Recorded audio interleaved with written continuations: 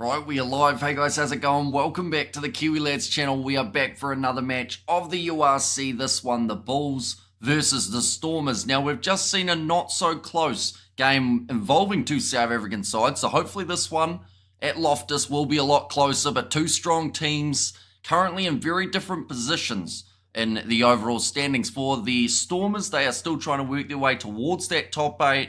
Whereas for the Bulls, they are trying to get that little bit closer to the top 2, where Glasgow currently sit on the 42 points. But looking through at the starting lineups, first of all for the Bulls, they are going to be as follows: Gerhard Stennekamp, Johan Rubela, and Wilco Low as the front row. Kobus Visa alongside JF van Heeren in the locking duo with Marke van Staden, Reniard Ludwig, and Nassam Carr as the number 8, and Broos Papier and Willy Leroux will be 10. Now, he's been very impressive in that number 10 jersey. I don't know what else you can say. He normally plays fullback. He has got a little tiny bit of fly half cover in the bank, but he's becoming the first string number 10 for the Bulls at the moment, the way he's been going, and it's been one of the main reasons that the Bulls have had quite a bit of success lately. David Kriel and Stedman Hans in the midfield with Kanan Moody, Sebastian Clerk, and Devin Williams. They will be the back three for the Stormers. In their starting lineup, Alistair Vermaak, Joseph Dweber, and Nedling Fouché as the front row. Of course, the announcement earlier on this week of Stephen Kitsoff hanging up the boots. Same for Brock Harris. So he is going to be gone. From the side, Selman Morat and also Van Heeren as the number 5. So, of course, we've got Ruben Van Heeren and we've got JF Van Heeren in the locking duos. Dion Foree at 6, Ben Jason Dixon 7, and Evan Roos once again there as the number 8. Now, I should mention, I just made a comment about Brock Harris. He has not quite hung up the boots as of yet. He is off the bench for this game, and he's going to hopefully be able to bring an impact with Frans Malherbe, Stephen Nkura there at number 9, with Yuri Matia at 10, Dan Duplessis and Similani in the midfield, Zas, Loda, and Galant as the back 3 in the chat. We have got their kickoff delayed, says Jan-Lou Brand. How much is the kickoff delayed by, Jan-Lou? I'm hoping you're not going to say 30 minutes or so, or else that would be rather unfortunate, of course. But what is the reason for the delay? Is it the bad weather, perhaps, that's causing a bit of a problem? And we have got their Bulls all the way, says Ben. And Let's Go the Bulls, says LFG. And Leinster are up against Cardiff in the URC at the same time as this game, says Richard. Yeah, plenty happening in the URC. Leinster versus Cardiff for one. And then later on, we do get to see Ulster versus Scarlets, Glasgow versus Ospreys, and also Connacht versus Benetton. So bad weather delaying it. Now, unfortunately for us here in New Zealand, they only start the coverage about 3 minutes before kickoff for us to be able to see. But are there any indications at all, Jan-Lou, of how long it's going to be before this one does get underway? And hi, Jan-Lou, says Marnus. And their chat there as well. But yeah, not ideal. And they mentioned about it, well, I mean, the weather for the Sharks versus Lions game was definitely up and down. It was far from perfect, but, you know, I was still hopeful that we would get to see a relatively free-flowing game of rugby while Sharks got their ass kicked. Yeah, unfortunately, they really did struggle in that contest. They weren't really able to find their rhythm, and the Bulls are going to be on a rampage, says Ruth. And hello, Hamish and Rugby Rockers tuning in, says Ruth there as well. Yeah, this one was initially scheduled to start in 11 minutes time. Hopefully we get some sort of indication of how long it's going to be before that Stormers Bulls game can get underway.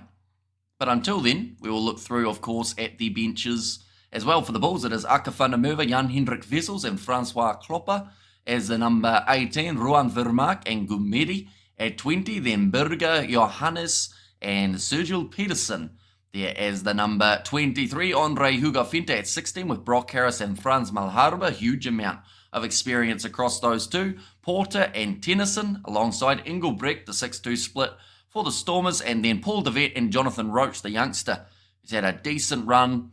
He is there at number 23.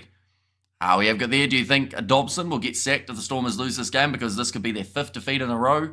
It's a very tricky one to know whether or not they're going to end up sacking coaches, because that's the thing. Normally when it comes to firing a coach, unless you've got it written in your contract when they sign it, it's going to cost you a lot of money. That's what happened with Warren Gatland in Wales, or at least what would have happened. That's what happened with Ian Foster and the All Blacks, which is why they never really got rid of him, because they were going to have to pay him a huge amount of money, so it was cheaper to just keep him around. So I'm not sure what Dobson's contract looks like, but he certainly wants to get a few wins in the near future. Hamish, you've been going non-stop cooking here, says Ruth.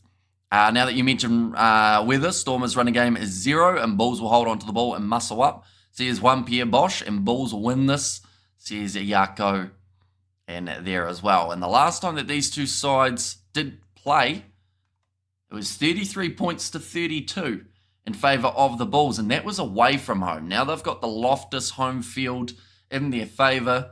Since then, they have also had 2 other games, the Bulls losing to the Sharks, and then beating the Lions in their next contest. For the Bulls, it's been up and down over the last few months, but more times than not, they find themselves with a victory, which is why they're sitting in that second place in the overall standings. In the Stormers department, they had 2 losses in a row at the moment. Of course, that is extending upon the losing record that they already have had. But 2 close games, bonus points from both of them, but they have to start winning those close contests and finding a way of, just really pushing the South African sides, which is what they're doing, but then taking it to that next level and making sure that they are able to capitalise. Right, we've just got here, I've found an article that says about the delay in kickoff. I wonder whether or not our scoreboard's going to say it too. And what a shocker, Lions smashed the Sharkies. Right, so we've got here, update. Bulls versus Stormers delayed indefinitely due to thunder and lightning within a 10k radius of Loftus. Kickoff will be delayed. Okay, indefinitely makes it sound like the game was going to be off. What will happen is at 4:50, the officials will inspect the field and then set a timer for 30 minutes, a time during which there mustn't be lightning. If there is, the timer restarts for another 30 minutes. And the Bulls pride themselves on their drainage system. Apparently it cost them 15 million rand.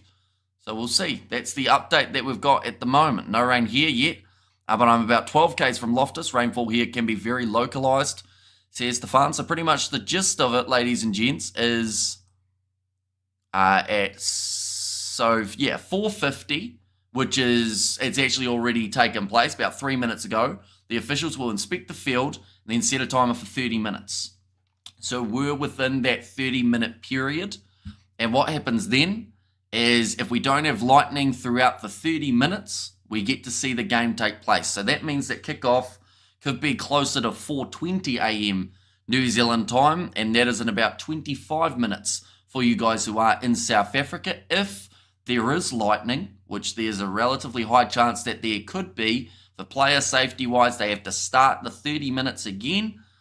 So, yeah, it's a little bit of a brain teaser, I guess you could say. But what we will quickly do is we will put a banner down the bottom, delayed due to lightning.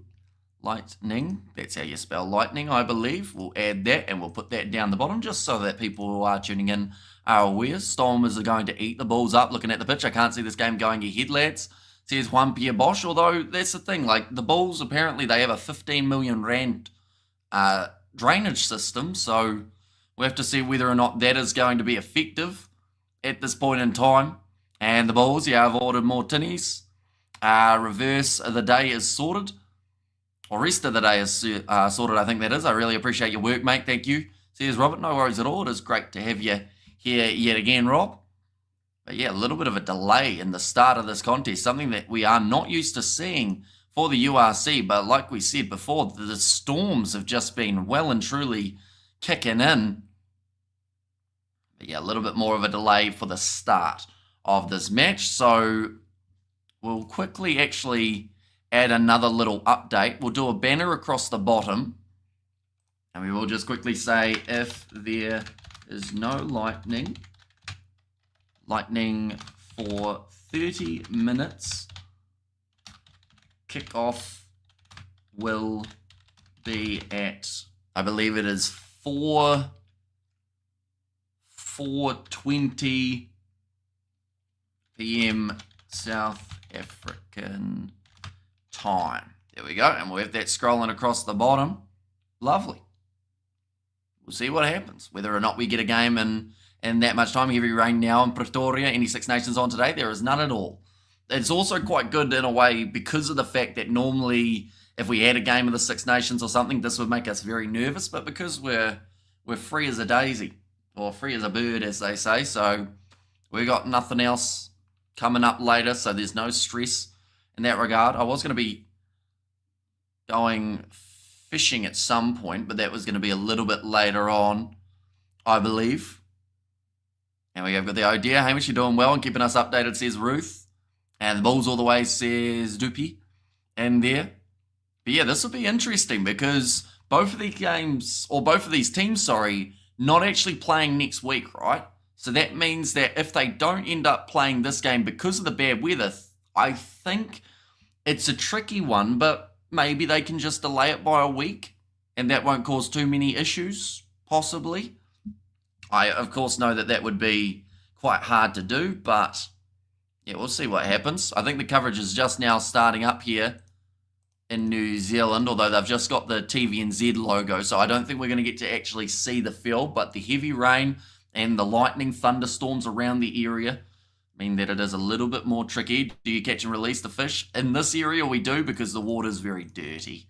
So if you ate them, you'd probably end up growing like a third leg or just dying. So yeah, you wouldn't eat them out of where they are. Looking at what is coming up for these two sides. 21 days till their next fixture, although that might easily change if they can squeeze in the game next week if this one is completely called off, although it's only delayed for now, so pretty much they have to wait for the lightning.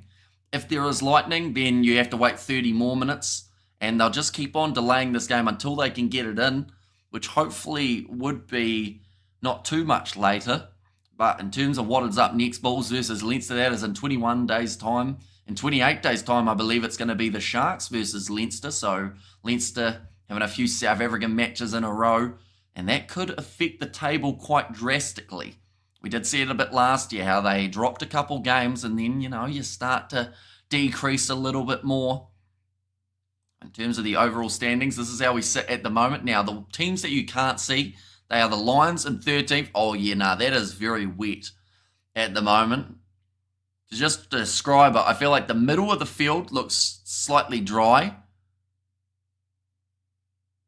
but that it is extremely wet at Loftus.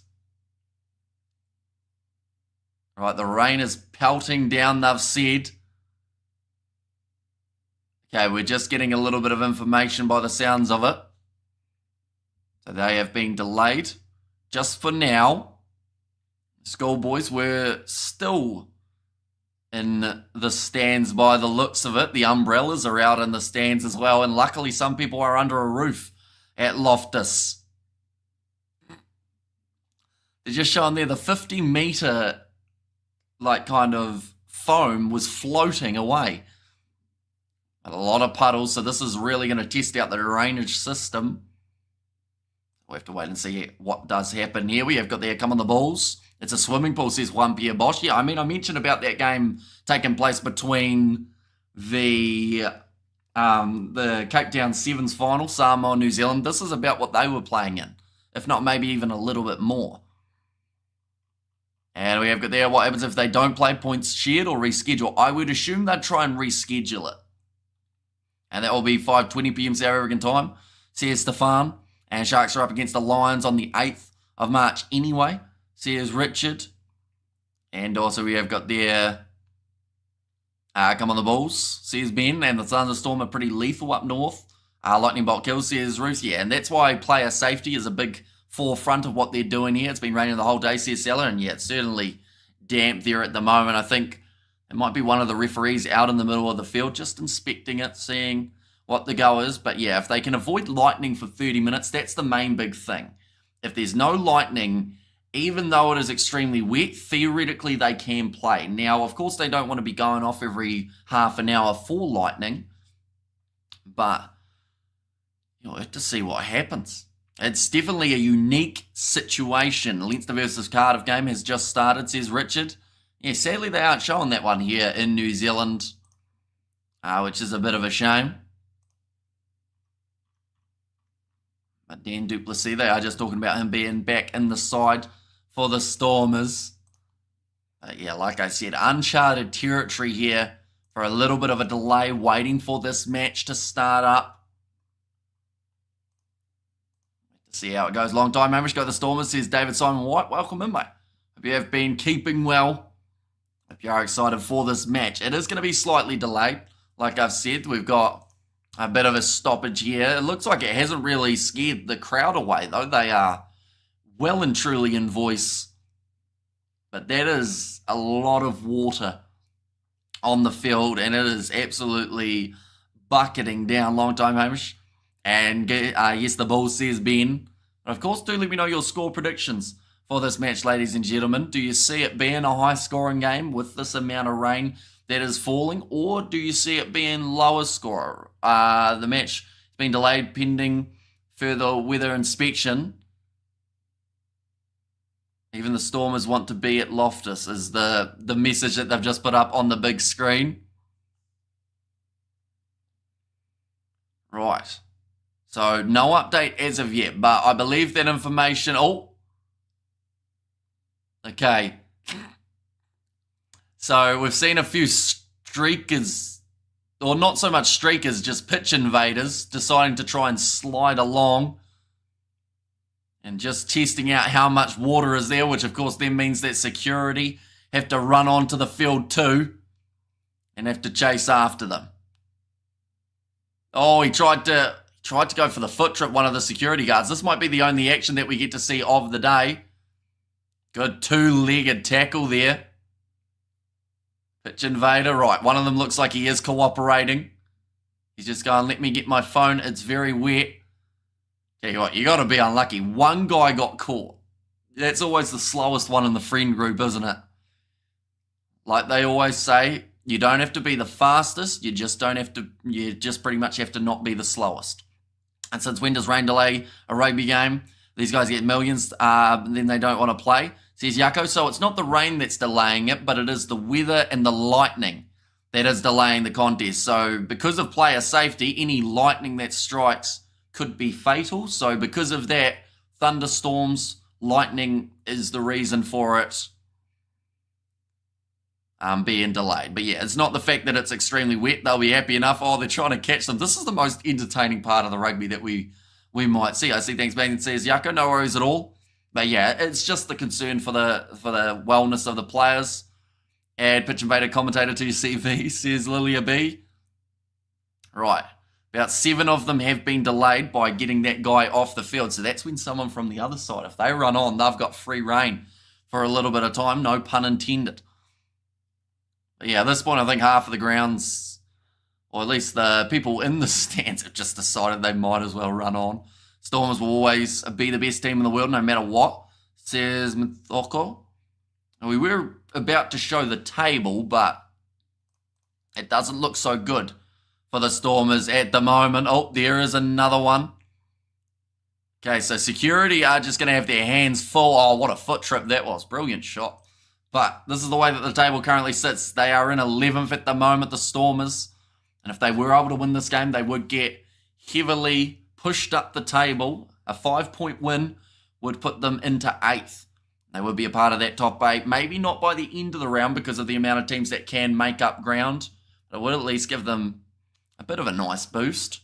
For anyone who is just tuning in now and wondering why the game has not started, due to lightning and thunderstorm warnings within the 10k radius of the stadium, they have decided to delay kickoff for a little bit to make sure that there's no lightning that strikes. If there is no lightning within the 30-minute period, it means that the kickoff will be happening at around 4:20 p.m. South African time. But until we find out, we're still a little bit in the dark about what is actually going to happen. Is he going to show footage or what, says the sergeant? No. Due to YouTube's guidelines, any match footage or audio gets you taken straight off YouTube. There's no footage to show at the moment anyway because the game was delayed. So we're still waiting another probably 15, 20 minutes at least. Spectators getting something for their money, says Lilia B. And Stormers all the way, Says C3 and the Bulls all the way. We're thinking about it. They will not risk losing viewers for the Six Nations towards a Bulls and Stormers game next week. Says Juan Pierre Bosch. Although if they do it early enough, it could be a possibility. A morning game perhaps, because, we look at that Sharks versus Lions game. That's kicking off at 1. Or you just put it on maybe the Monday. Put it on a Sunday afternoon in South Africa. Of course, that is Monday for us here in New Zealand. But I feel like there are ways around it that they don't have to take away from the Six Nations. They could do it before the Six Nations game, the third one that is. But, yeah, it's just very damp at the moment. Reading some more, says Ben Stormers 0-all. Says Juan Pierre Bosch.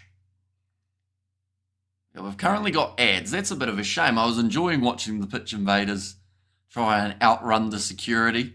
Like I mentioned, it might be the only running rugby or running that we get to see. Oh no, we're back. We got the coverage again. And how many games are left for the season, says David Simon White? Not a huge amount, to be honest. We'll just get the exact number of rounds that we've got remaining. So we're at week 12 of 18. So for a lot of sides, they've still got maybe about 5-6 more games, somewhere around there.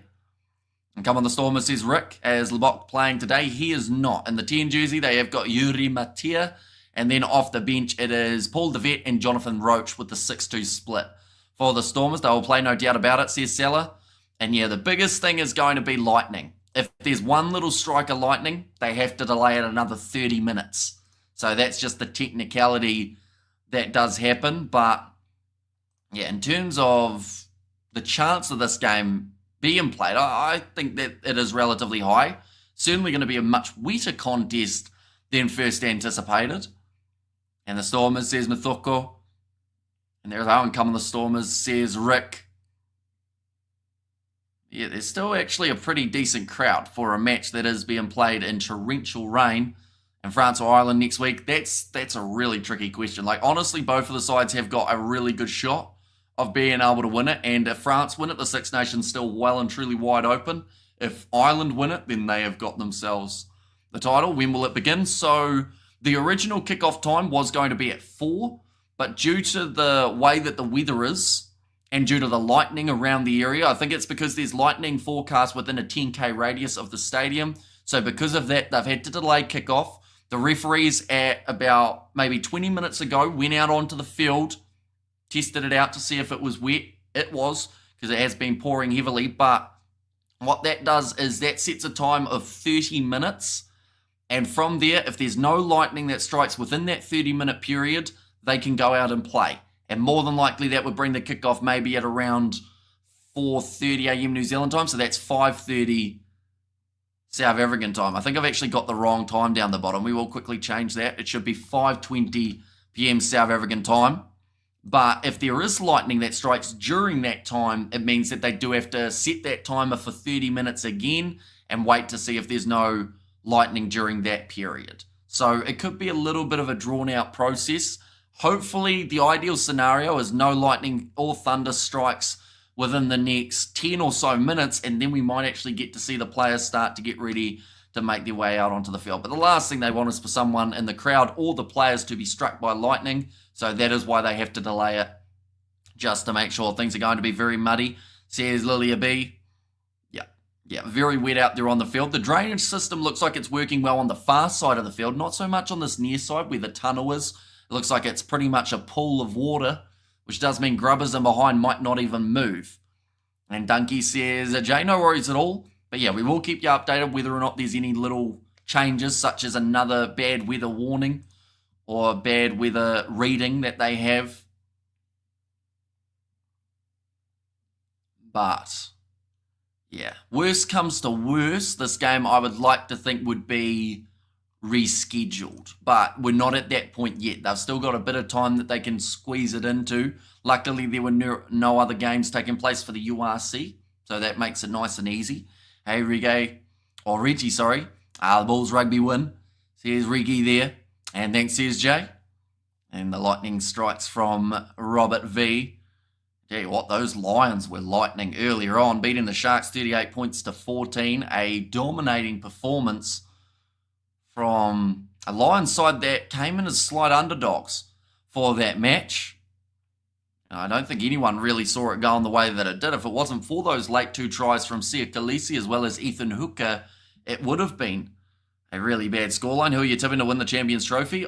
I mean, India, of course, will feel confident, but, you know, it's very hard to say. They looked almost beatable in one of their contests. It's going to be 5:20 South African time. Raining at the moment, no thunder, lightning here. Here's hoping it's over soon, says Stefan. So yeah, that's what we like to hear. The fact that the lightning and thunder has stayed away means that we are a lot more likely to see rugby happening very soon.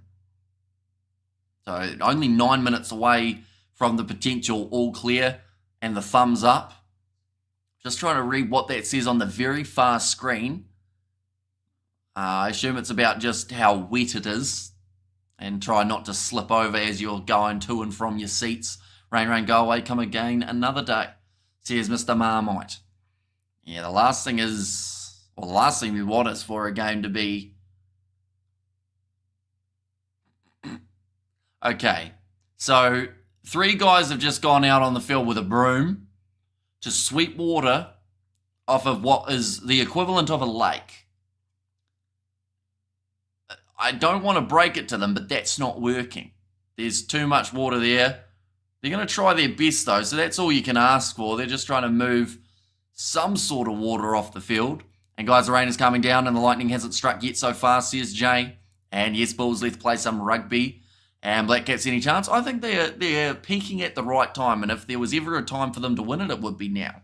They've looked really good throughout their contest. I'm going to watch Chasing the Sun 2 again. If the game starts, see you then. Says Juan Pierre Bosch, and get the elephants to suck the water up. But then where would they blow it?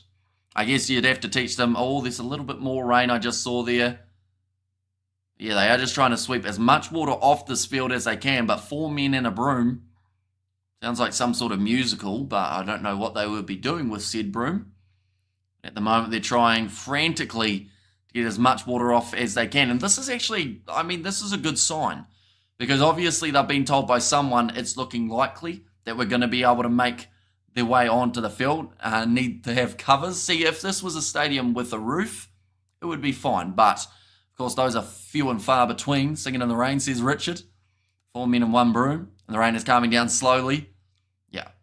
But, of course, the rain, it can be as wet as it wants to be, as long as the field isn't completely flooded, of course.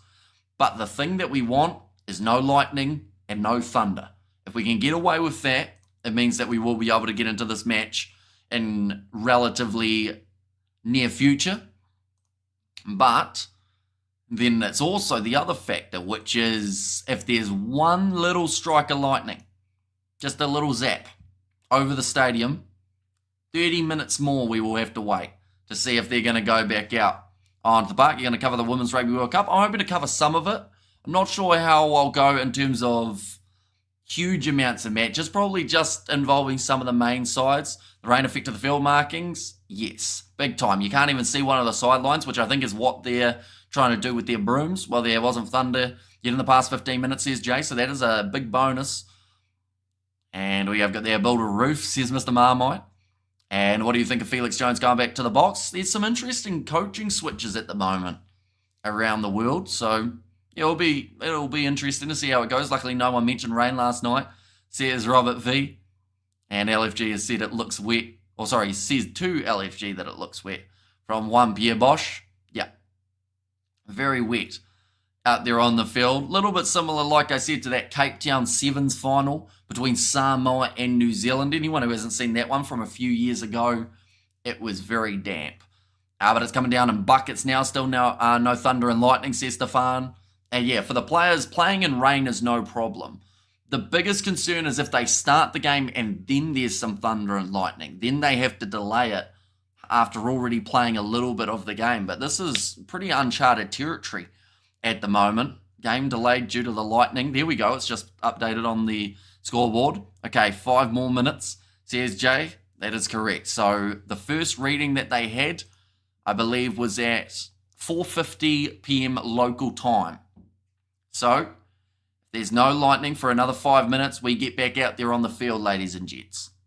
It's very wet, extremely wet, which pretty much puts this game into a 50-50.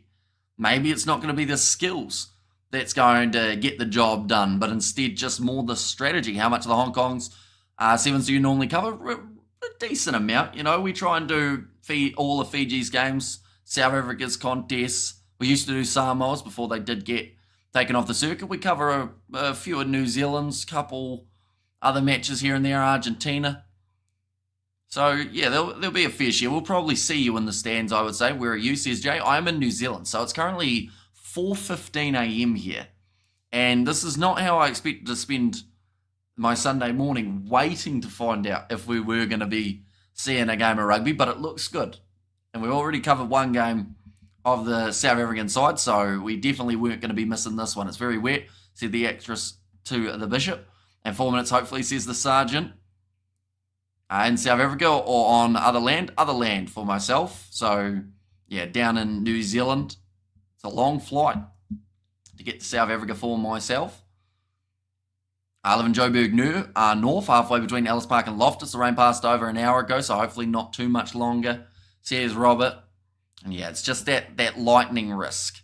I'm outside the gate, says Jay. Yeah, as well. Wait, so you're actually outside the gate at the game, Jay? Waiting to go in by the sounds of it. And nice the Bulls. And how are the Crusaders doing, Hamish? They've gone better at the start of the season. 1 win, 1 loss, so not too bad. Going to be playing in wetsuit, says Sakabula. And nice Bulls, says Ben. And yes, says Jay, your phone must either be waterproof or you are undercover, I would think. Sergeant is spelled wrong, says Mr. Marmite. But they are still brooming off the tunnel, trying to make it so that when the players run out onto the park, they don't slip and slide all over the place. No, I'm in a car, says Jay. Smart move. I feel like all that would happen at the moment is if you were going in, you'd get very wet. Leinster a 7-0 over Cardiff, says Richard. So looking to get their 12th win in a row here, Leinster in the URC. Had a dominant start to the season. A lot of people looking at them as the leaders and the favourites. The Bulls and the Glasgow Warriors, they are both doing relatively well. Also, just looking at this one, we won't be able to see the very bottom side. So what we will quickly do is go like that. But this is at round 11 where sides were sitting last year. As you can see, Leinster were at the top. Glasgow and the Bulls have switched around this year compared to last. The Sharks in 4th. They were 16th at this time last year. So definitely making leaps and bounds in the right direction. The Lions, they were in 12th. They've actually moved their way closer to the top 8 now after that most recent win over the Sharks. And then a big drop-off for Ulster this year compared with where they were for last season. We all go like that and like that. There we go. In the chat, we have got there, Mr. Marmite. You are a clever fella. We are almost going in. My dad is getting ready to ride. Sorry, I can't speak English very good. I speak Afrikaans, says Jay. No worries at all. I think your English is very good. So, yeah, hopefully you get to enjoy the game when it does take place. Can you show us the rain, says Robert? I could tell you what it looks like. It looks like the field is flooded. That's about as much as I can give you. But, yep, it's very wet. Well, the looks of it. Hi, Hamish. Hi, everyone, says Tanya. Welcome in. Hope you are doing extremely well. Just shoveling water off the field. 1 minute, says the sergeant. And we have got there, France scored 73 points against Italy. What was your thoughts on that? High scoring. That's what I thought. I thought Italy actually didn't play terribly in that contest. Could have been a lot more one-sided, but the Italians still seem to have something in the chamber waiting to unleash. So all those men with brooms are sweeping the water towards the drain. Like they mentioned earlier on, 15 million rand was spent on the drainage system. Weather is unpredictable. It certainly is.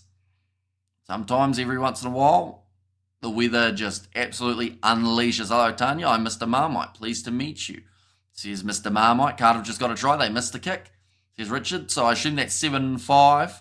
Are these the most popular teams of the URC, says RIP? Depends on who you talk to. From the South African perspective, I mean, the Sharks have quite a large supporters base as well, but the Bulls, definitely with their consistency of being near the top, they have got quite a large following. How much will Wales get any better? I think so. I can give updates if you want. I'm almost in. The weather is quite calm, says Jay. So have they got anything on the big screen or anything, Jay, saying this match is about to, start up or anything like that? Apparently we've got an ad for a grocery shop, so that doesn't tell us a massive amount. But anyone just tuning in now, at this point in time, normally you would find us about 20 minutes through the matchup. But because of the weather, and it's not the rain, but it's more so to do with the lightning. They had to delay the kickoff by 30 minutes to make sure no lightning was going to strike within that first 30-minute period. If it had, they were going to have to delay it by another 30. But at this stage, it seems like we're not going to be a mile off kickoff. I think we're getting pretty close, which is fantastic news. And certainly uncharted territory in that regard of having to wait for a game to start up because of the weather. Hello from Ireland, Patrick O'Brien here. How you doing, lads? Hamish, why is it delayed? It is delayed because of lightning risk, pretty much. They don't want the players or the spectators getting zapped. Who's wearing number 8 for the Bulls today? Says Ivan. Tell you what, we will put it up because we're optimistic that this game is going to get underway when it was supposed to. So Nassim Kar is going to be there at number 8. You guys cannot see the front 5, but I will let you know. It is going to be Gerhard Stennekamp, Johan Rubela and Wilco Low. Covers Visa and Jaya van Heerden and the locking duo. Then it's Van Staden, Ludwig and Carr as the loose ball trio. And Bros Papier and Philly LaRue as the 9-10 combo. Kane and Moody out on one wing. Sebastian de Klerk out on the other. David Creel and also Stedman Hans in the middle of the field. And Devin Williams at number 15. Then for the Stormers, you won't be able to see 2 men. In fact, only one. And that is Ben Loader, that is Lelion Zas, who is out on that left wing. Alistair Vermaat, Joseph Dweber, and Nedeling Fouchier as the front row. Selma Morat and Ruben van Heerden. Then Dion Forey, Ben Jason Dixon, and Evan Roos as the number 8. Stephen Unkura and Yuri Matia as the 9-10. Dan Duplessis and Similani. And then also, like I said, Zas, Loader, and Gelant as the back 3. We are just eagerly awaiting a weather report in terms of what is next. A couple of years ago, some football players were killed during a thunderstorm. Says Sakabula, and people are wearing trash bags because they don't want a little drizzle rain on them. Says Jay. Lightning is dangerous. Hi, Hamish, and everyone. Says Danielle. Welcome in. 15 million, and they have a swimming pool, says Bruce. And also, who's your pick of the midfielders today? Honestly, I'm very happy to see Dan Duplessis back. I feel like he adds a bit more stability into that Stormers, into that Stormers midfield. Is Lebok injured? Yes, he is currently. And it's a little bit uncertain about when he's going to be back, I think. They predicted lightning before kickoff. This is no surprise to me. There's Mornay. Maybe it was a thunderstorm here that was on CNN. There's RIP. And weather is foul in Pretoria, says Ruth. Heavy rain, no thunder and lightning, says Stefan. So more than likely, by those weather conditions, this game won't be a mile off kicking off. So what we're going to quickly do is we're going to change our time that this game is going to be starting. We're going to change it to 5:30. There we go. Lovely. Yes, no lightning, says Jay.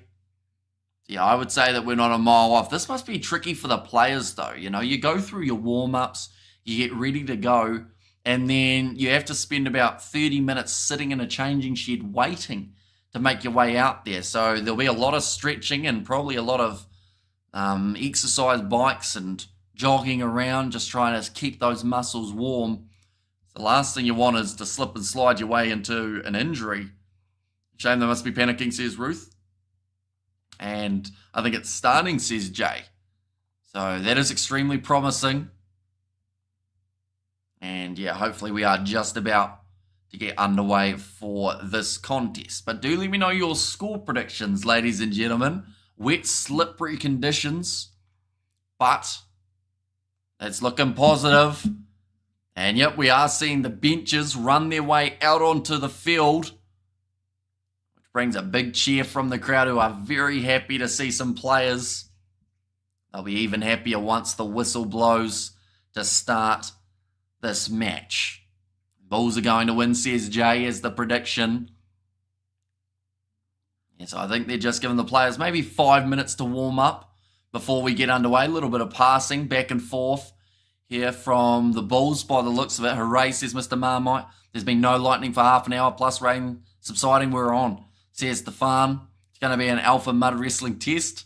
Yeah, it's been a little while since we've seen a match that is played in these kind of wet conditions. Did the Blues suffer their third loss, or did they finally break their duck? They did break it. They managed to beat the Hurricanes in a very close fixture, but a win's a win, and that is exactly what they got. Now, first half, I would say, is only a couple minutes away. And Stormers in a big cocktail, says Danielle. So anyone who is just tuning in now, welcome in. Hope you are all doing well. We've had a delay of about 25 minutes, but that will not stop the rugby action. The question is, how are these sides going to play in these type of wet conditions, though? Score predictions, well, we're going to have either one of two things. We're either going to have a low-scoring close game because of a lot of knock-ons and a lack of momentum going forward, or we're going to see a high-scoring game where both sides just can't tackle because of the slipperiness. I know wet would not suit my Sharks team. I think it will suit the Bulls. Stormers front row has been creaky, says Robert, but they've actually made quite a few changes to that front row. They've actually gone with those guys who have been off the bench and have been a bit stronger. Like Malharba has been far from his best. They have decided to take him out of the starting side, instead giving him off the bench alongside Brock Harris, recently announced his retirement. Yeah, still a bit of warming up going on out there on the field for some players, just testing out the conditions who was playing 10 for the Bulls. It is Villy LaRue. He's done quite well there in the last few weeks, so they've given him another shot. 6 points to 3, says Mr. Marmite. And 18 points to 12 is Roof's prediction. And can someone tell Supersport it is on? They are still showing highlights of the sevens. They aren't quite out there yet, so I feel like they're looking to leave it to the last minute by the sounds of it. What time is the game? It should be kicking off in around maybe 3 minutes, hopefully. We haven't seen any lightning, which is massive, because if we even saw one lightning strike, 30 extra minutes added to the timer. And every time there's a lightning strike from there, it would have been another 30 minutes. Okay, it stopped raining, says Jay. So yeah, it's opened up nicely now. It's going to be a very wet field, which hopefully will eventually drain. And 25-15 for the Bulls, perhaps, says Outlaw. Yeah, looks like everyone's just about ready to go. The Bulls, they are just running around at the moment. They're adjusting the light of the camera. We'll go low, one-man wrecking ball, says Robert. Morning, Hamish. Afternoon, Ruth. How is the game today? This game being played at Loftus Versfeld in South Africa. The Bulls have got themselves the home advantage. Credit to the ground staff. Like, they are sweeping a lot of water. Yes, it's not doing a huge amount, but like, they are still trying. Not starting on SS. On Supersport, that would be from Juan Pierre Bosch. Yep. As soon as they start running out, I'll let you know, and hopefully that's about when the coverage does kick off. That rain is the match in the cargo, says Peter Borta. It certainly came down in a hurry, though. We talked about it earlier on about the Sharks-Lions game having a little bit of rain. The field was not in the condition that this one is. It does mean that it's going to be extremely slippery. Right, they've gotten rid of the screen thing where it said that there was going to be a delay. The referees are all having a bit of a chat here. They're just making sure that it's going to be playable. Because, of course, we've got to remember the touch judge. He's going to be running down that sideline, so he will be in about maybe shin-deep water. What was the score between the Blues and the Hurricanes? I believe the Blues won 33-29 in the end, was the score. Just showing there Keegan Johannes, just practicing a little bit of his kicking underneath the footing. There is still a little bit of moisture, not so much on the far side of the field, but on this near side, it is pretty deep. Did see a few pitch invaders earlier on going for a little bit of a swim. Or at least they tried to until they were cut off by security. There's a cheer coming from the crowd, though. This sounds like more players are about to make their way on. I see Sebastian Leclerc there warming up for the Bulls. I'll be excited for this one. Slippery when wet, Bon Jovi, says Ruth.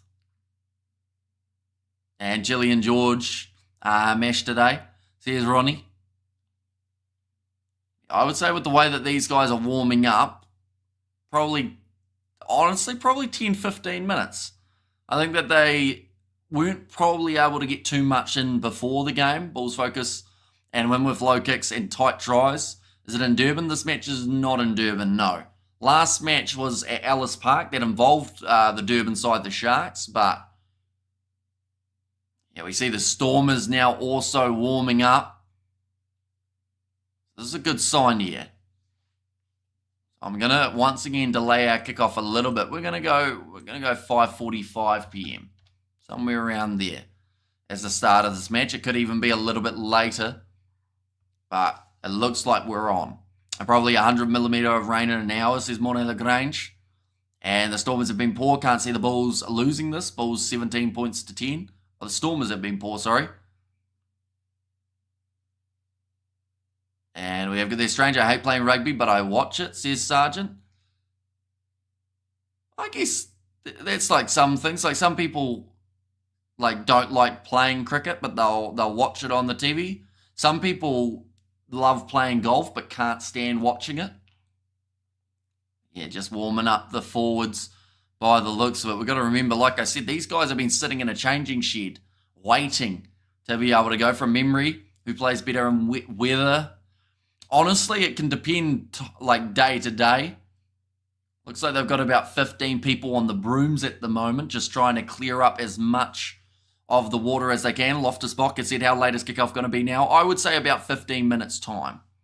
It looks like we haven't had any lightning, so that is fantastic news. But yeah, just warming up the forwards at the moment. Oh, hang on. That was another message there.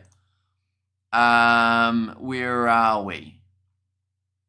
Kickoff at Loftus will be at, okay, it's actually going to be at 6 p.m, so that's in 30 minutes time.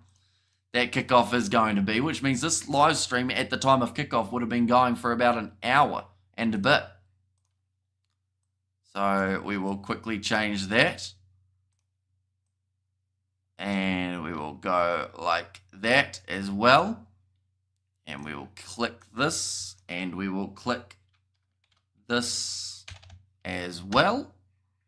There we go. Kickoff will be at 6 p.m. South African time. So we've still got 27 minutes.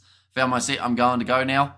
Says Jay. Sorry to change sports, Amish. Are you watching NRL Las Vegas tomorrow at 10 a.m? Says JD. Is it tomorrow or is it today that it's taking place? Today at 1 p.m. for us here in New Zealand. I'll probably keep an eye on it. I'll see how it goes. And hopefully matches all go well. So you're talking till 6? I think so. Unless you guys are completely sick of me. And sorry about the lightning here in Pretoria. I needed to get my rice wet. And yes, Bulls, let's go, says Ben. And sing us a few songs to keep us going. See, this is where if I had the guitar, I could start whipping out some songs. But sadly, I do not. Can you watch NRL on Supersport? I don't think so. But the NRL website should have a where to watch option. But yeah, the kickoff, ladies and gents, will be starting in 25 minutes' time. Is there any other game this weekend or next weekend? Says Mohadin. So next weekend for the competition, we're just going to see the one game, and that will be the Sharks versus the Lions. Six Nations comes back next week. So 3 matches there, including France versus Ireland. The scoreline is going to be close with the amount of rain, says Monet Lagrange. And Las Vegas showing 4 games, says JD. And we have got their Cardiff are now 12-7 up over Leinster. And the thing is, before this game even starts, they're going to be past half-time in that other matchup. So, yeah, a bit of a unique one in that regard. Second half, not too far away now. Well, we will go like that. We will go like that as well. There we go. Is Springboks playing soon? No, not really. They are going to be playing in July. So it's a little way away. And while we're at it, we might as well look through at the Springboks upcoming fixtures, seeing as 2 South African sides are going to be in action here. We'll get the news in terms of the fixture list.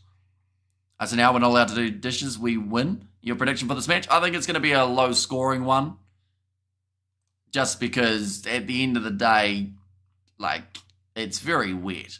So the upcoming series for South Africa, their first match is on the 5th of July, and that's going to be South Africa versus Italy. That is actually taking place at this ground, Loftus Versfeld in Pretoria. 12th of July, they will be facing the Italians again at Nelson Mandela Bay Stadium. And then their last game of the July internationals will be South Africa versus Georgia at Mbombela Stadium. So honestly, not a lot of depth there in terms of who they are playing. The Rugby Championship home games that they have also locked in will be South Africa versus Australia on the 16th and South Africa versus Australia on the 23rd. They are taking place at Emirates Airline Park and DHL Stadium. And then on the 27th of September, it will be South Africa versus Argentina, and that is the Durban ground. I heard Andre Pollard is back at the Bulls. You did hear correctly, making the big switch recently. Bob's got a hard year, 2025. I assume the November internationals must be harder than July ones. I think Rassi will go with a really makeshift, experimental side of things for the July internationals, just with the level of opposition they are up against. That is nothing away from Italy as well, but in South Africa, it's going to be a tough one for the Italians. Is he playing? Who's the 10? So 10 for this game is Willie Leroux, who has been doing relatively well in recent times for them in that 10 jersey. Stormers should benefit from wet weather, but their game recently so atrocious, I won't be backing them. Says Stefan, whereas Springboks and New Zealand. Says Mohadeen, so that is going to be taking place in New Zealand for the 2 legs this time. And the exact date that they're going to be taking place, where are we? Eurosport, that'll do. Calendar. Of course, one of those 2 games is at Eden Park. And that one on the 6th of the 9th, so that is September. And then the 13th of the 9th of September as well. And Aronsa will be back soon. So is David Creel playing? He is. He's in the number 12 jersey in this match for the Bulls. Rassi makes me laugh so hard. He's hilarious. Do you like South Africa? I do like South Africa. We've met a lot of awesome South Africans in the chat. I've never been, of course, but one day will be quite nice too. Crowd turning up in numbers. We have had no lightning. We've also had a little bit less rain in recent times by the looks of it, which means we are only around 22 minutes away from the kickoff. And like I said, we're already 52 minutes into this live stream and we are yet to see the whistle blown. That is definitely a record for us on the channel. Hamish isn't allowed to leave New Zealand. Only the bank account is the only reason that not allowed to leave it. And rumours also has it Jesse Creel also heading to the Bulls. So that would stack their side even more. They have Pollard and Creel both back.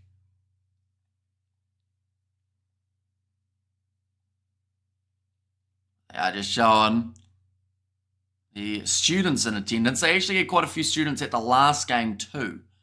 So I think that there must be some sort of package that they have that students get in cheaper if they are wearing their school kit, or maybe it's a planned school trip. England didn't win a game. Says Kiwi Rob. Are those teams evenly balanced? Or are these teams? I'd say relatively.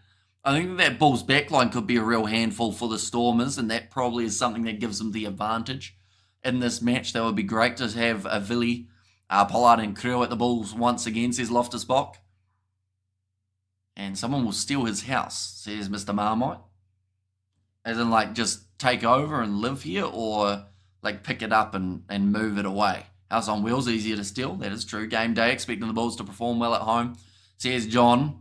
Although, of course, you know, it's going to be intriguing to see whether or not the wetness of the ground will play a bit of factor. If lightning don't stop, what happens then? So the lightning has stopped at this point. They didn't have any lightning, fortunately.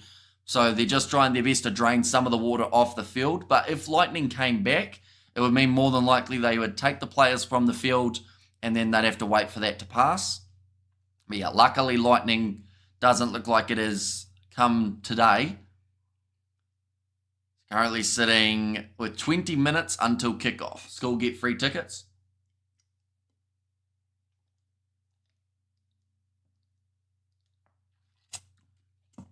Stormers have to redeem themselves.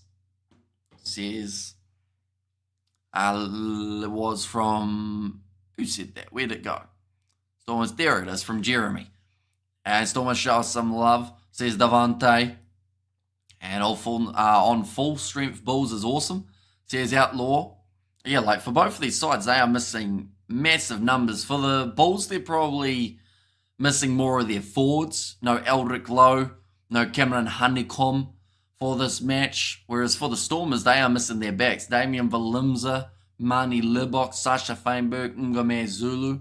Damien Diolende mentioned he wants to end his career with the Stormers. Says Mornay Lagrange. Oh, so that's an interesting one, isn't it? Because that means when he hits there, he's getting close to the end of his tenure. You can dive in this, says Ruth. Yeah, I mean, players will be trying to slide in from about 15 metres out from the line, and they'll probably still make it if they can generate enough pace.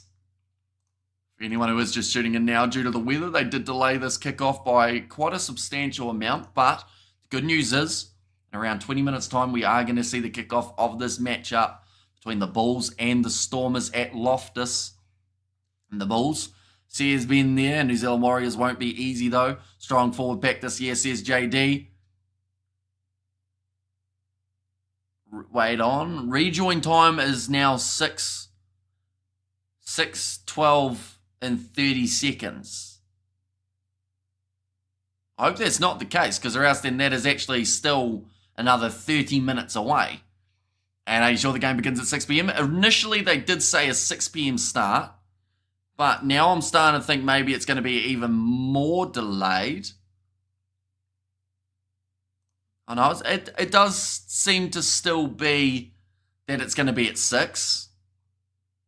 Just from all the little bits of information that I have seen. But yeah, they just had that it was going to be delayed for a little bit longer, like in terms of the coverage, but I think it will come back when the game is kicking off.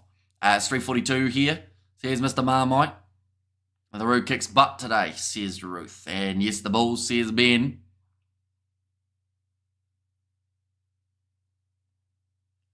Yeah, it's going to be intriguing to see how this contest goes.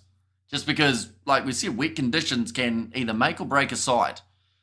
And no expectation on a team called the Penguins, says RIP. We have got their chocolate and coffee, says Ruth.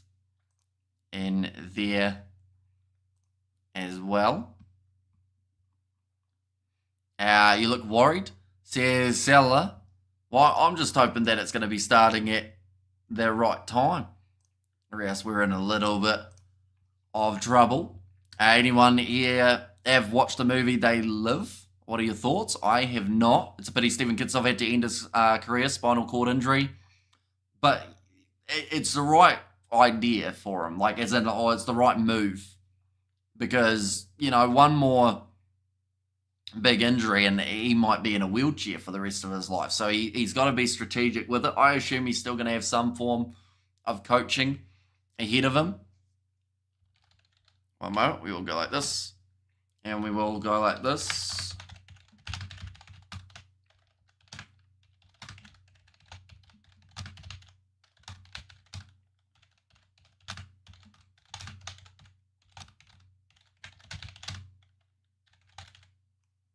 Like that as well.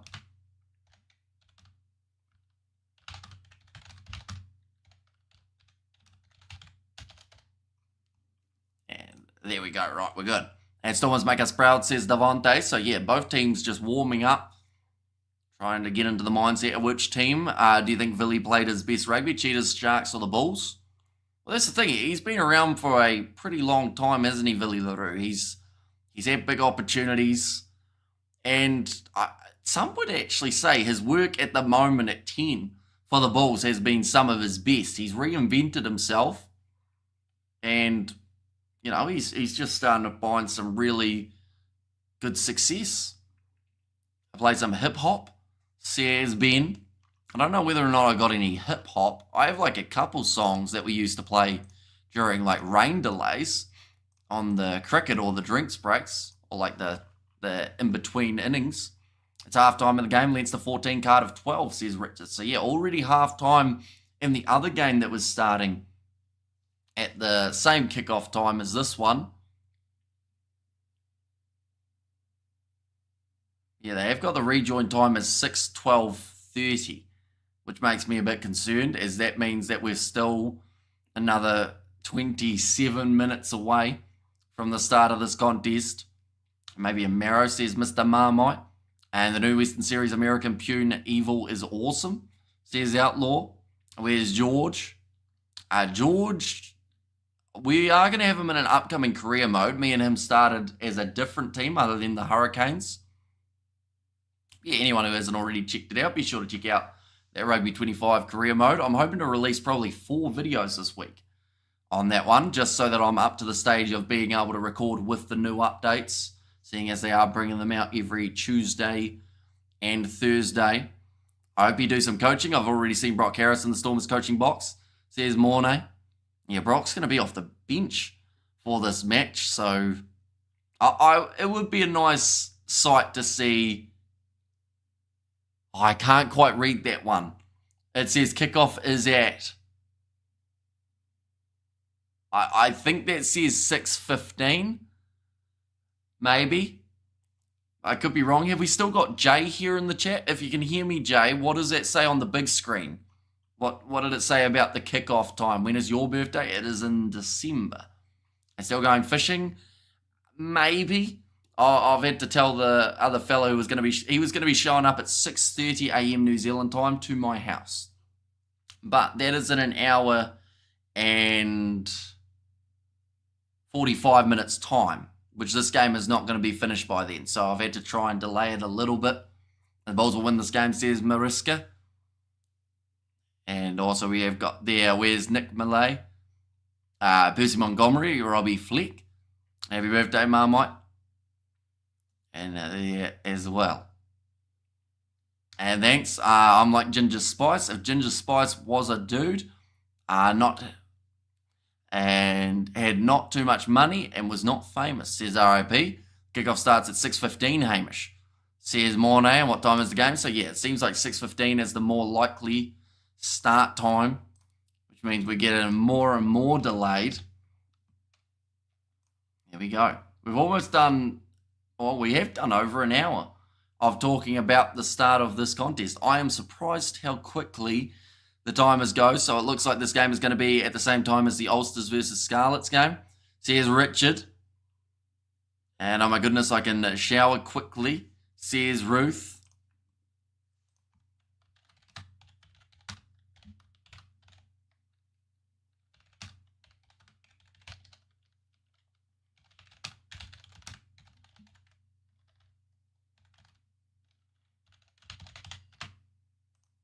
We go. Yeah, all good again. And White Later says Mohadin. I think they're just trying to get more moisture off the field.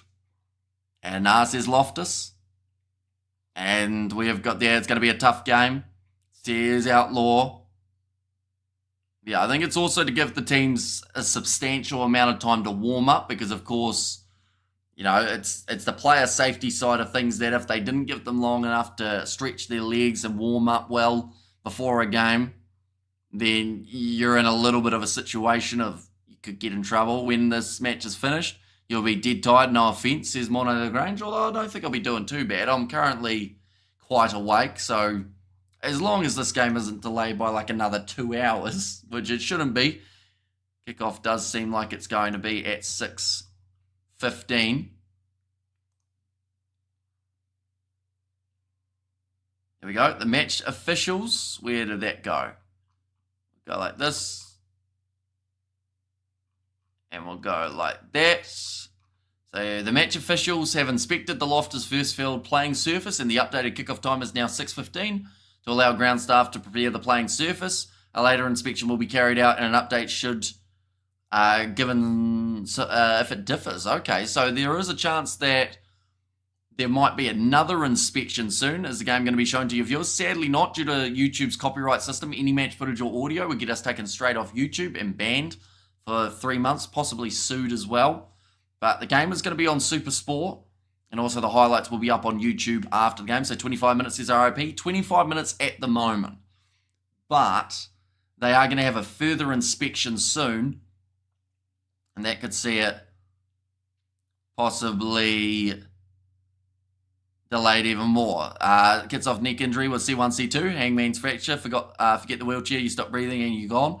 Really serious, even after cervical fusion, not worth risking his life. Exactly right. Like, he's pretty much been forced into retirement, but with the amount of injuries he's had recently, I think it is the right call.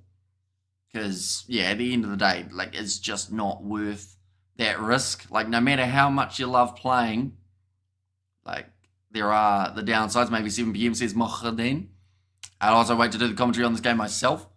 Says Jan Lu. Are you commentating this one, Jan Lu? I thought you were having this one off. I could have been wrong. Shake, rattle, and roll, boys. Kickoff cannot afford to get another knock. Says Ruth. Would this be the longest you have waited? Yep, by a good 30 minutes, I would say. We have done an hour and 5 minutes of commentary, and we are yet to see a ball in play. They got a daily quiz that you can enter to win 5,000 Rand, I think that was. Yeah, it looks like the water is a lot less than it was. But at the same time, there is still a little bit of slipperiness out there. Well done in that case, says RIP. And I do actually think it's more so to do with the touch judge on the sideline. That might be where they're trying to take the most moisture out of. I'm not seeing too much in terms of out in the middle of the field being swept. Yes, I was planning not to do it, but as a massive game, so going to do the commentary, says Jan Lu. And Gumguard's changes, says Ruth. Yeah, round 12. Match up. Bulls are sitting near the top of the table. Leinster at the moment have got a firm grasp on first, though, with 11 wins from the start of the season.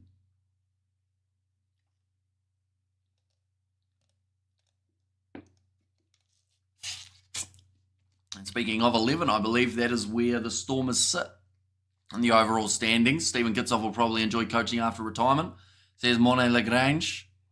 Yeah, you're in that scenario that you can just not so much put the feet up, but be able to sit back and actually enjoy, helping out those next talented players, because the Stormers have got a lot of props.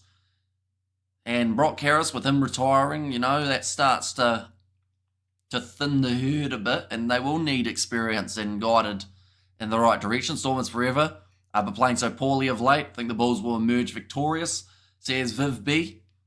Hero Makeup says RIP, and welcome in, matey Yanlu. A good conversation here, says JD. And SmackDown time, climb in the pool of mud.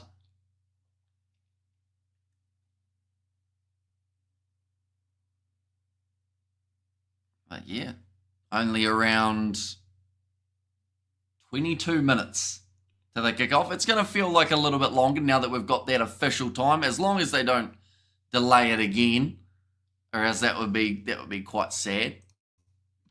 But yeah, we're almost, by the time the kickoff starts, we would have had the full length of a match that we have covered without a kickoff. So that is definitely unique, but it's unpredictable. It's rugby. At the end of the day, sometimes things happen, sometimes delays happen.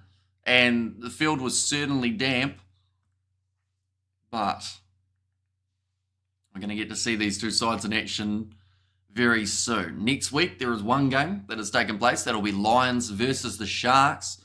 Should be a very intriguing contest, definitely because the Lions, they pretty much dominated the Sharks in the earlier encounter.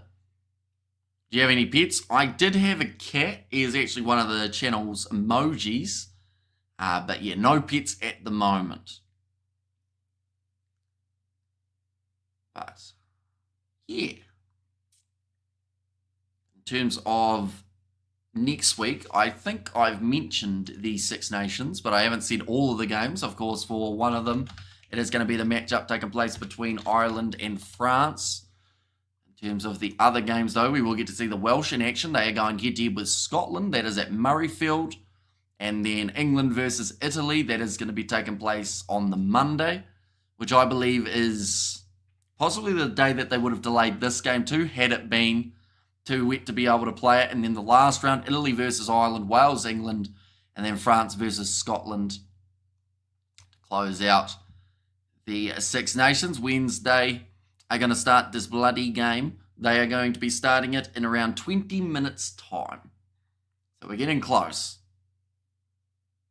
Looks like there are a few more people piling into the stands now, most of which undercover, being strategic and making sure that they do stay dry. As at the moment the rain has stopped, but that is not guaranteed that it is not going to start up again in the relatively near future. Both sides still warming up out there on the field.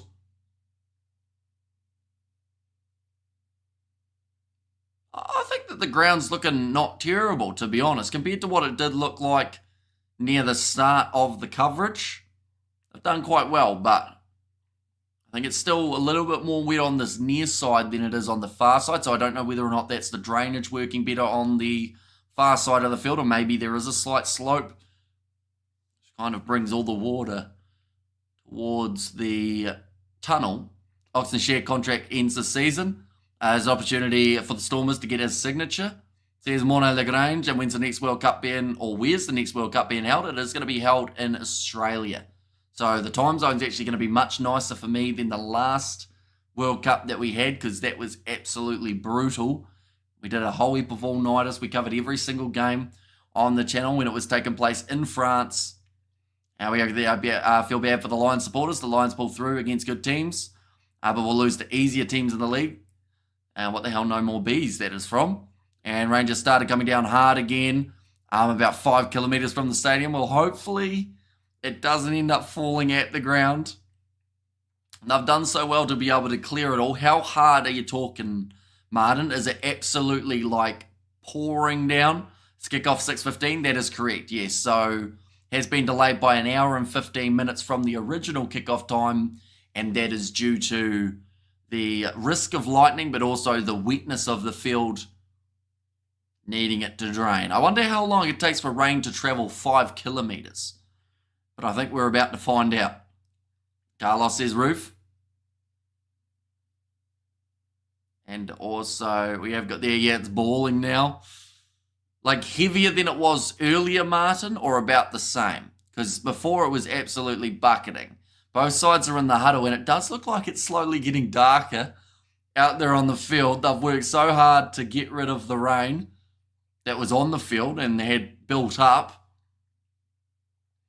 The thing is, right, I think because they've delayed it till 6:15 means that there is a chance that that next rain is going to be falling. See many people? There's actually a decent crowd there for the conditions, but I guess that is because of more than likely the early sales. Of course, you're not going to give up your seat in this contest, even with the weather being the way it is. What's balling says we're pretty much bucketing down. How fast is the speed of dark? Says Mr. Marmite. Hamish, my aunt says I need more stamina. So how have you beaten your sugar cravings? Says RIP. How have you beaten... Well, I mean, I have sugar every once in a while, to be fair. Like, I had a Magnum in between the... Wait, Magnum's something different in some places, but like an ice cream, I had it in between the live streams, even though it was 4 a.m. I treated myself. But the best thing to do is to just keep busy, because then you won't want to eat as much sugary stuff. I'm really not an expert in it, though. Like, I eat probably more sugar than most people do. Is it raining now? It says mocha there. Not yet, but by the sounds of it, it's raining close by. Times will be fine for the next World Cup for you, not for me. Says Morne Lagrange. Yes, and lightning is back. Oh, the lightning's back. That's the concern. Because the lightning is what might end up delaying this game even further. I'm not sure what the latest that they can have it is. I guess South Africans are also no Magnums. There's delicious ice creams. See, I've found a love for it's like the double caramel somethings, and they are good. I'm going to quickly look it up. Magnums double caramel. But these things, they are lethal in terms of the fact that you will eat 2 when you shouldn't. Tell you what, we're not even sponsored by Magnum, but if this brings an opportunity in the future, I am well and truly up for it. These ones, if you have them in South Africa, be sure to get you some because they are very good. Double caramel ego. They are lovely. But they are just playing some music around the stadium. It slowly is still getting that little bit darker. And if I can stop, says Mr. Marmite, and Leinster just got a try. Yeah, it's raining hard. I don't think this game is going to happen, says Martin Meyer. Yeah, so it hasn't hit the ground yet by the looks of it. The match is never going to start, says Mono Grange. Rugby and rain, thunderstorm, and almost our rugby field's underwater. Idiots like us still play, says JD. And the game is going on, says Wian. Yes, they are here in Ireland as well and in the UK, says Richard. Yeah, both teams are still warming up as if it is going to happen, so I'm optimistic. And maybe I'm silly for being this optimistic that it's going to take place. What a fitting song. The one that says about, have you ever seen the rain? They certainly have. At Loftus, will they play? They should kick off at 6:15. Unless, of course, it pours down. I had a Death by Chocolate Magnum every day for a week. I put on weight, says RIP. And that sounds amazing. We have a few flavours, never seen that. The most popular flavour is Death by Chocolate. Says, what the hell? But yeah, like those caramel double ego ones, they're a little bit smaller than the other Magnums. Like they're honestly probably about 2/3 of the size, but they are worth it. But they're expensive too. It's like not on special, $11 for 3 or $10 for 3 or something, which is up there. So you got to make sure you're getting them on special. But then, of course, when they're on special, you buy 2 boxes and then they're gone within 2 days. So 6:15, correct. As long as there is no lightning. Lightning ruins everything if there is any at the game here. There isn't yet, though. So that's good. But boy, we have talked a lot already in the build-up of this contest. We're going to get into the match. We're going to have nothing left to say other than, oh, it's wet. But we have been talking for an hour 17. Our Magnum is 35 Rand in South Africa, so that's about $3.50, I believe, New Zealand. So that probably works out about the same, to be fair. Can a person watch the match on here? Sadly, not due to YouTube's restrictions. Any match footage or audio gets you taken straight down, so there won't be coverage on YouTube unless someone tries to illegally stream it. So either Super Sports, you bet, even though like there should be free options for watching these South African derbies. The Magnum ice cream I've already eaten. It's out of this world, and yes, it does come in boxes, says Morne Lagrange. And we have got there 6 Monday to Friday, 2 on one day. Says RIP. Just listening to the DJ. It doesn't look like the rain has hit here yet. So that's good news. As soon as it does, I don't think it will take very long because of how wet it's pretty much already been bogged out there. So any rain that falls now will start building up. You should try rice cream. Is that like, is it mochi? Mochi? Is that rice cream? No, that's made of rice or something, isn't it? It's what's the blue balls? Says Carla, we've had a few supporters popping in and out. And while we're at it, we might as well mention about that poll. Something that we don't do often enough. We do always take the poll of who you guys think will win a match, but we never really go back to it afterwards. Wash it, Marmite. Not all games. Be some South Africa games are shown on free-to-air TV here in Ireland. And why is the game's delayed so long? So first of all, it was to make sure that there was no lightning striking.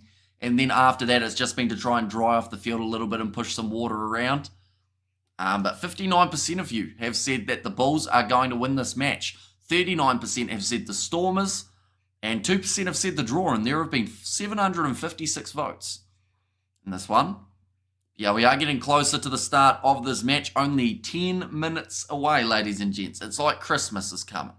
You know, we're very close to the start. I just hope that there's no further delays or else that's going to be quite sad. But they do still need to have another pitch inspection at some point, I believe. But I don't think it's going to be a mile away.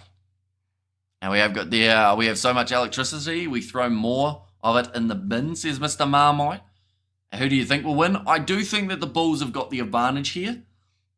But wet conditions You know, it could be a different story. Do you only get the South Africa URC games in New Zealand? Pretty much, yeah. So we can buy them through URC TV if it doesn't involve a South African side for about $15 New Zealand per game, which works out to be, I think that's 150 Rand, if I'm correct, or somewhere around there, 160 Rand. Or sometimes when it's an Irish derby, like Leinster versus Munster, sometimes they'll show it here in New Zealand. In fact, sometimes Ulster, Munster, all those ones are shown in New Zealand as well. But yeah, we only get limited choices, which is why for some of you who probably wonder why I don't do more of the overseas URC games not involving South African sides, that's the main reason. It's just that to watch them, it costs 15 New Zealand dollars, whereas these ones are free. We have got there, the Bulls are direct descendants of the water buffalo. They will be okay in the weather, says Martin Meyer. Is it still raining where you are, Martin, out of curiosity? Or is it going to be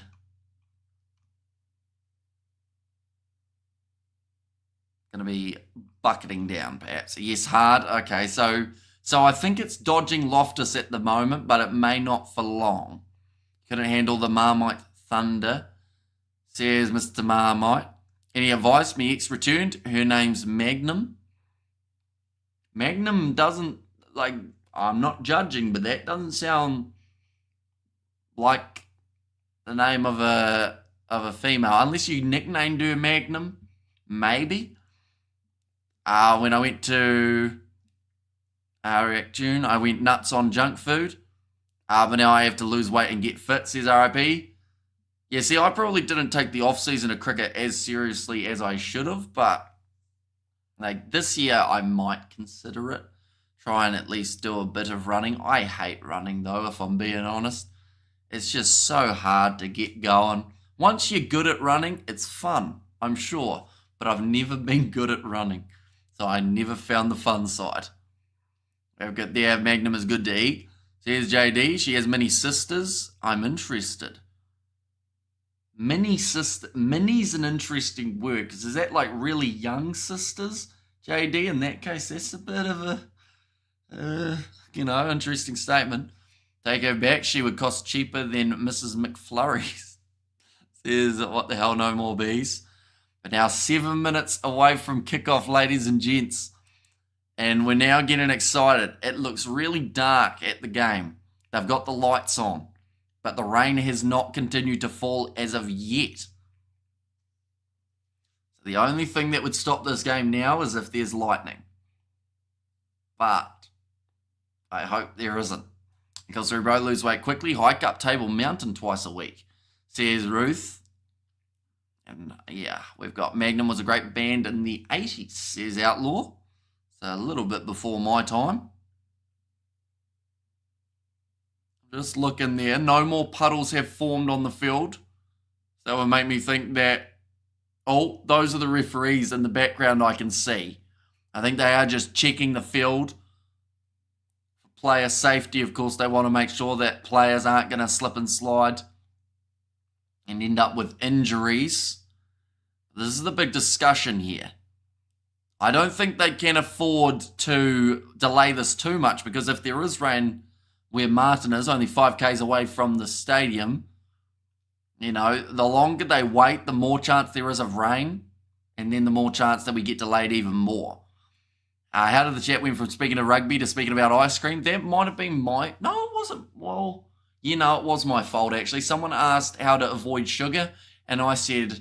You could avoid sugar, but these ice creams I had recently were fantastic. So I think that's what happened. Unfortunately, that was on me, my bad. Leinster just racked up bonus point against Cardiff, and we are still waiting for this game to start. So yeah, Leinster will be at home. They'll be able to watch this game live after their contest.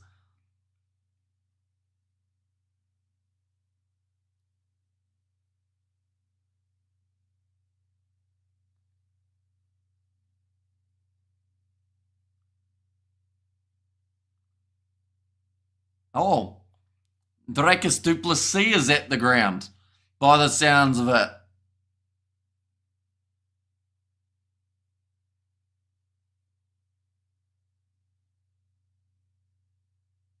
Yep, he is. I was just trying to make sure. 2-time UFC champ.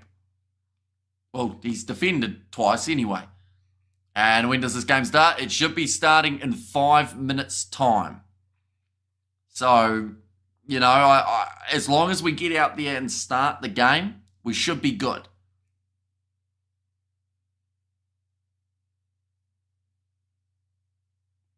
Yep, that's Drekus. Next defence might be in South Africa. I hope it is anyway, but I think he'll end up fighting Hamza in either Dubai or somewhere in the Middle East. But yeah, it would be great to see a UFC fight card from South Africa. Get Sayman also on the card. Any Stormers players back from injury, says the XRP King. I think just Dan du Plessis. I think he's the big injury return that we've seen here. As soon as we get confirmation that this game is 100% starting at 6:15, we can take this message down and we can start looking through at the starting lineup. Are we going fishing? Or do you think the game will go on, says WDF Production? So I have tried to delay the fishing. So, yeah, we'll end up going probably about an hour after we were going to. But that's just what's going to happen. You can't, by rugby law, delay the game for more than 120 minutes due to weather. That is actually a very good law to know. Thank you very much, Martin. So, yeah, they can't delay this one any later than it would be 7 p.m. South African time. But we have still got 45 minutes, of course, but they are looking at starting in about 3 minutes' time. But I wonder whether or not if they started and then lightning happened, whether that would become just a shared points situation. I need a milk tart, says Outlaw. That's good knowledge, Martin Meyer. I already knew that. So why didn't you say it, Mr. Marmite? Right. 3 minutes. I'm confident that they're starting here. We've had no more rain. It's looking good. Right, we'll go like this. We'll go like this. And let's look through at some starting lineups, ladies and gentlemen. For the Bulls, it's going to be Gerhard Stenekam, Johan Rubala, and Wilco Low in that number 3 jersey. Kobus Vesa alongside JF van Heeren. They're going to be there in the locking duo with Marco van Staren, Nassim Carr, and also Ludwig in the loose forward trio. In terms of the backline, and Bros Papier and Willy LaRue will be the 19 combination. David Creel alongside Stedman Gans. Then Kanan Moody, Sebastian de Klerk, and Devin Williams at number 15. In terms of the Stormers, starting side, Alistair Vermaak, Joseph Dweber, and Nedeling Fouchier as the front row. Selma Mora, Ruben van Heeren in the locking duo. Dion Foree, Ben Jason Dixon, and Evan Roos as the number 18. Stephen Nkura and Yuri Matia, the 19 combo. Dan du Plessis returns into that 12 jersey with Similani on his outside at 13. Lillian Zas, Ben Loader, and Warwick Lant as the back three. But this game just about to start, ladies and gents. These two teams are about to make their way out of the tunnel. And to say that I'm excited is an absolute understatement. What happens? We should do like in school, the first team that scores take the win. Says what the hell? And also we have got their Leinster 35, Cardiff 12. They are just showing the torrential rain that they had to try and clear from the field, getting it all to drain. I've just said there that the field has been cleared enough to play safely. And yeah, it's been a great effort from the ground staff, as long as it doesn't rain again. As soon as it rains again, she's going to be flooded big time. And you're going to need a boat to get from one half of the field to the other. Yo, you kind of look like Phase Adapt in 2025, says Kid. I'll take it. I used to watch those Phase guys back in 2000 and probably 20, maybe even before there. Phase Apex, Phase Rain, all those blokes. But they are just showing that lineup. Willy LaRue going to be that starting 10. Big option here for the Bulls, and he's been extremely handy. David Creel on the inside alongside Stedman Gans. That combo can work nicely too. Looking at the table and the way that it does currently sit now, I will mention there has been a slight change, and that is the fact that the Lions got themselves 5 points from their last game, so they move up to 28 and go ahead of Benetton. So they have pushed for the top 8. The question is, will the Stormers be able to push them right out of it? I don't think so, unless they were to win this game by a hefty margin, as their points differential is currently minus 24. But kneeling for sheer in the front row. That is due to the scrums not quite being as consistent as they would like. Drainage system like my grandmother. She could down a bottle of Bulls brandy and coke without a problem in plumbing. Says Ruth. Well, there you go. What happens if they can't start at 6:15? Then they only have another 45 minutes, as we've just learnt, for them to be able to play. But this looks like it is guaranteed to start in about 2 minutes' time. So we are all good. About to see this match. I'm very excited, ladies and gents. For anyone who is just tuning in now and wondering why the match has not started, it was due to the initial wet weather that we did have. The field was flooded. There were lightning strikes that were roughly around the area, around 10 k's away. So they had to make sure that there wasn't going to be any lightning hitting the players or the field. So they had to wait for 30 minutes. They've just waiting for around 75 minutes to get out there on the field. It's going to be wet. It's going to be slippery. But there could be some very great moments throughout it. Will the Bulls move up if they win, says Martin? For now, they will. But the Glasgow Warriors, they have got a game up against the Ospreys just around the corner. So then they might take that spot straight back if they win it.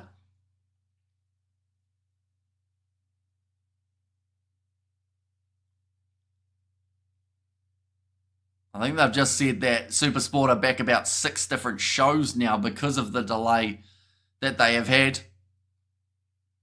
But the 2 teams are out there on the field. The huddle is taking place. All I want to hear is that first whistle, and then we know we're on. And worst comes to worst, the only way that they go off then, it won't be for the rain, but it would be for lightning. If that was to happen, that would be the only reason for taking these guys off the field.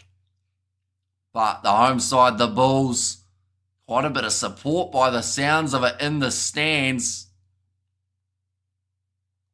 They're about to get going in this contest. Reniard Ludwig showing him there. To be fair, Pretoria has always suffered this weather lately. We had a tornado in Montana. And we were flooding a few weeks ago, says Rusty Sniper. So yeah, it seems to be that the weather is either extremely nice or it just hits it extremely hard. No lightning here now, says Martin. So yeah, it sounds like we should get the full 80 minutes in. Right, Griffin Colby. He is going to be the referee. Morne Ferreira and Sam Miller as the 2 assistants. Marius Jonker on the TMO, and in attendance, the UFC champ Dracus du Plessis watching on for this contest. Do let me know your score predictions, ladies and gents, and also who you think will be scoring the first try. This game starting around 80 minutes later than it was first initially going to, which actually is the full length of a game of rugby that we have been delayed by. And we have got there, how do the South Africans feel about the return of Felix the House Cat? Says the XRP. Is the game still delayed? It's delayed for another minute, and then we are underway. So we're very close to the start of this fixture now. They're just having a moment of silence for Cobus van der Merwe. And then this match will be underway. Got guests to attend to quickly. Back soon, don't go away. Guess the score correctly and win a Ferrari. I'd love to be in a position to be able to do it. Why delayed? So it was due to the lightning risk, and also because of the flooding that was on the field. They had to try and clear as much as they could, and also they just had to make sure there weren't going to be any lightning strikes hitting the field. So it first initially got delayed by 30 minutes, then they gave another 45 minutes to be able to clear the water and give the teams substantial time to warm up. And now we're ready to go. We see the game, sadly, due to licensing on YouTube, any match footage or audio gets you taken straight down with a copyright strike. We are going to be doing the play-by-play commentary all throughout this game. If you have got a VPN, you can set yourself to New Zealand, and it is free to air on TVNZ+. So I would recommend that as the option. The lightning was real bad here. Says Original Venom. And it is going to be the Stormers kicking off from left to right. And ladies and gentlemen, we are underway for this matchup. Nicely taken by Villy LaRue. And looks like the field has really dried out nice. Penalty early goes the way of the Stormers off a dangerous counter ruck. It's brilliantly done. We are underway, says Mr. Marmite, but Evan Ruiz helping his side win the early penalty, only 30 seconds in, and I believe the Stormers, this is the type of day that you take any points that are available. So I could see them taking a 3 here, giving themselves the lead. Finally, says the XRP King. Getting the early penalty, nice, kicked off deep. It was from Yuri Matia, plenty of height on it. So a little bit of moisture inside of the in-goal areas. First kick of the day for Yuri Matia, though, only 17 metres out from the line. And finally, says the XRP King. Now ready to line up this kick. And strikes it straight down the middle. 3-0 for the Stormers. A dream start to this matchup. An awesome job, says Robert. Yeah, it is fantastic that this game is underway. Like we said, we had done an hour and 30 minutes of commentary before the match even started, which is really unheard of. I think we've done it before for international rugby when we had so much to talk about, but not really a URC game, so there's a first for everything. Kicked off now by David Krill, taken inside of the 22 for Similani. Tries to find his way through. I think he might have knocked that ball on as he was hitting the ground, but it's going to be play on. Now Stephen Nkura creating a bit of an angle and does get the ball into touch. Bulls 13 points to 18 in their favour. I think I predicted, says Stefan. Is the thunderstorm gone? It is. Oh, knock on the ground that the ref missed by the Stormers. I did mention at the time that Similani maybe did drop that, so they will go back for it. There's going to be a great chance here for the Bulls now. Going to be about 22 metres out from the line. And we have there Stormers waiting for Lipstick Labok and already 6 tall beers in while waiting. Yeah, there's going to be some drinking that has already taken place, I would say, for this one. And lightning frightening, says Ruth. Pack weights 947 kgs for the Bulls. They've certainly been getting into the ice creams. The Stormers, they are a chunky enough pack as it is, but only about 880. Now Mbrua's Papier. Ready to feed this ball in.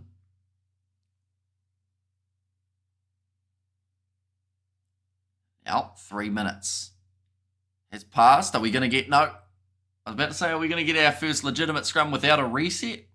But no. We're going to have a reset. The bind.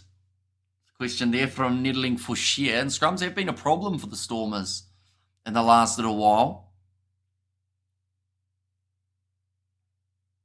Up against 2 Springbok representatives. In fact, you could say up against 3 in Johan Rubla, Stennekamp and Wilco Lowe.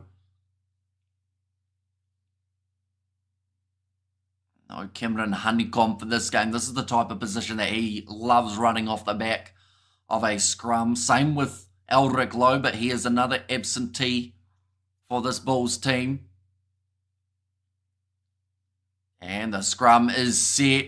Referee asking the players to keep it up, which can be easier said than done. That's a big push from the Stormers, but they don't get the penalty. It's going to be the Bulls instead.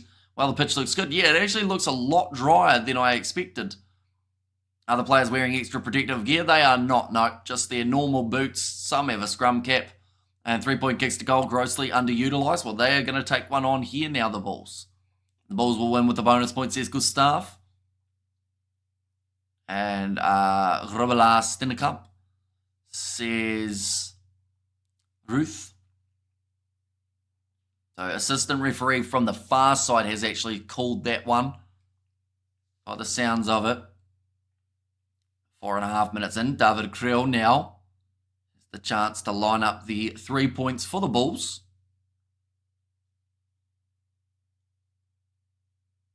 I feel like I'm just sitting smiling at the screen anytime I don't talk, and that's just because I'm happy this game is taking place. It looked a little bit shaky for a bit. Looked like we might have missed out, but that one's gone over from David Creel, and for now the rain has stayed away. Let's hope that is the case for a little while longer. And Bruce Roblar was the best goalkeeper Liverpool ever had, world class. To show us the game, says Di. Unfortunately, that would only last about 5 seconds before it gets automatically struck by YouTube. We'd get banned for 3 months, possibly sued.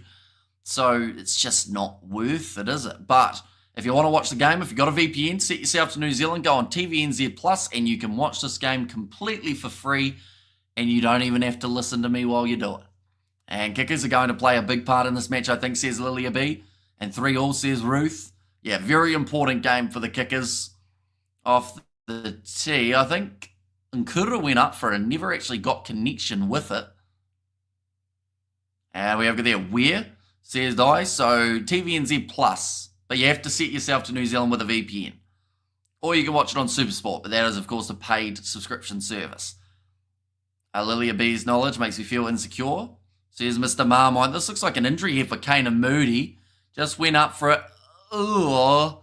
Yeah, it was Nettling for Shear who hit him in the back of the neck. And that is a really ugly one for him. I would say this might be an HIA. I think they're just making sure he can use all of his appendages. Jake White's got a table full of about 15 bottles of water. How much water does one man need? I am intimidated, says Mr. Marmite. 6 minutes into this contest and we have already got ourselves our first stoppage. Moody's, few ice packs around. He's still chatting away to the guys, so that is a good sign, but yeah, this will be an interesting one. He's back up by the looks of it, so that is good news. Go the Bulls, says Andre. And this game has also been shown on Premier Sports in the UK, says Richard. Right, Sergio Peterson, he has made his way on. Caden Moody will go off for an HIA.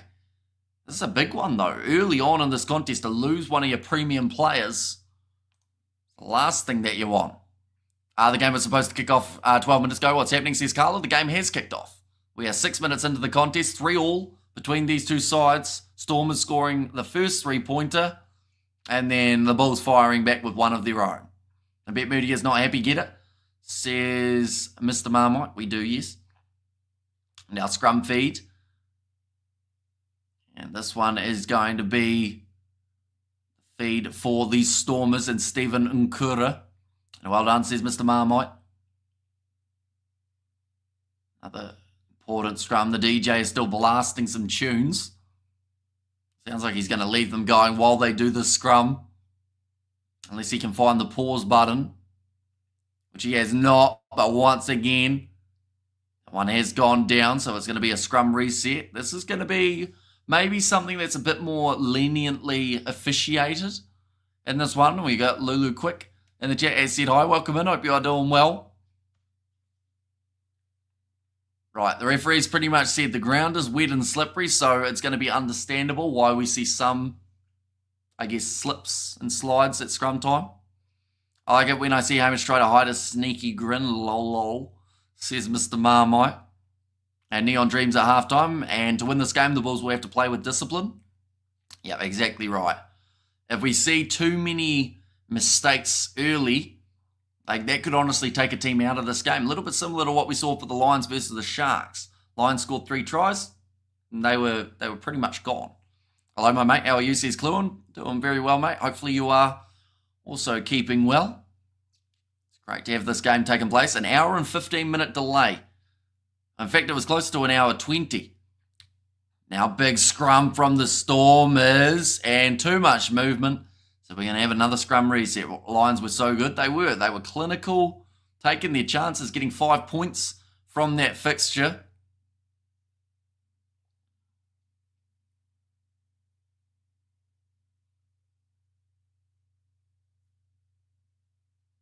Now, another scrum.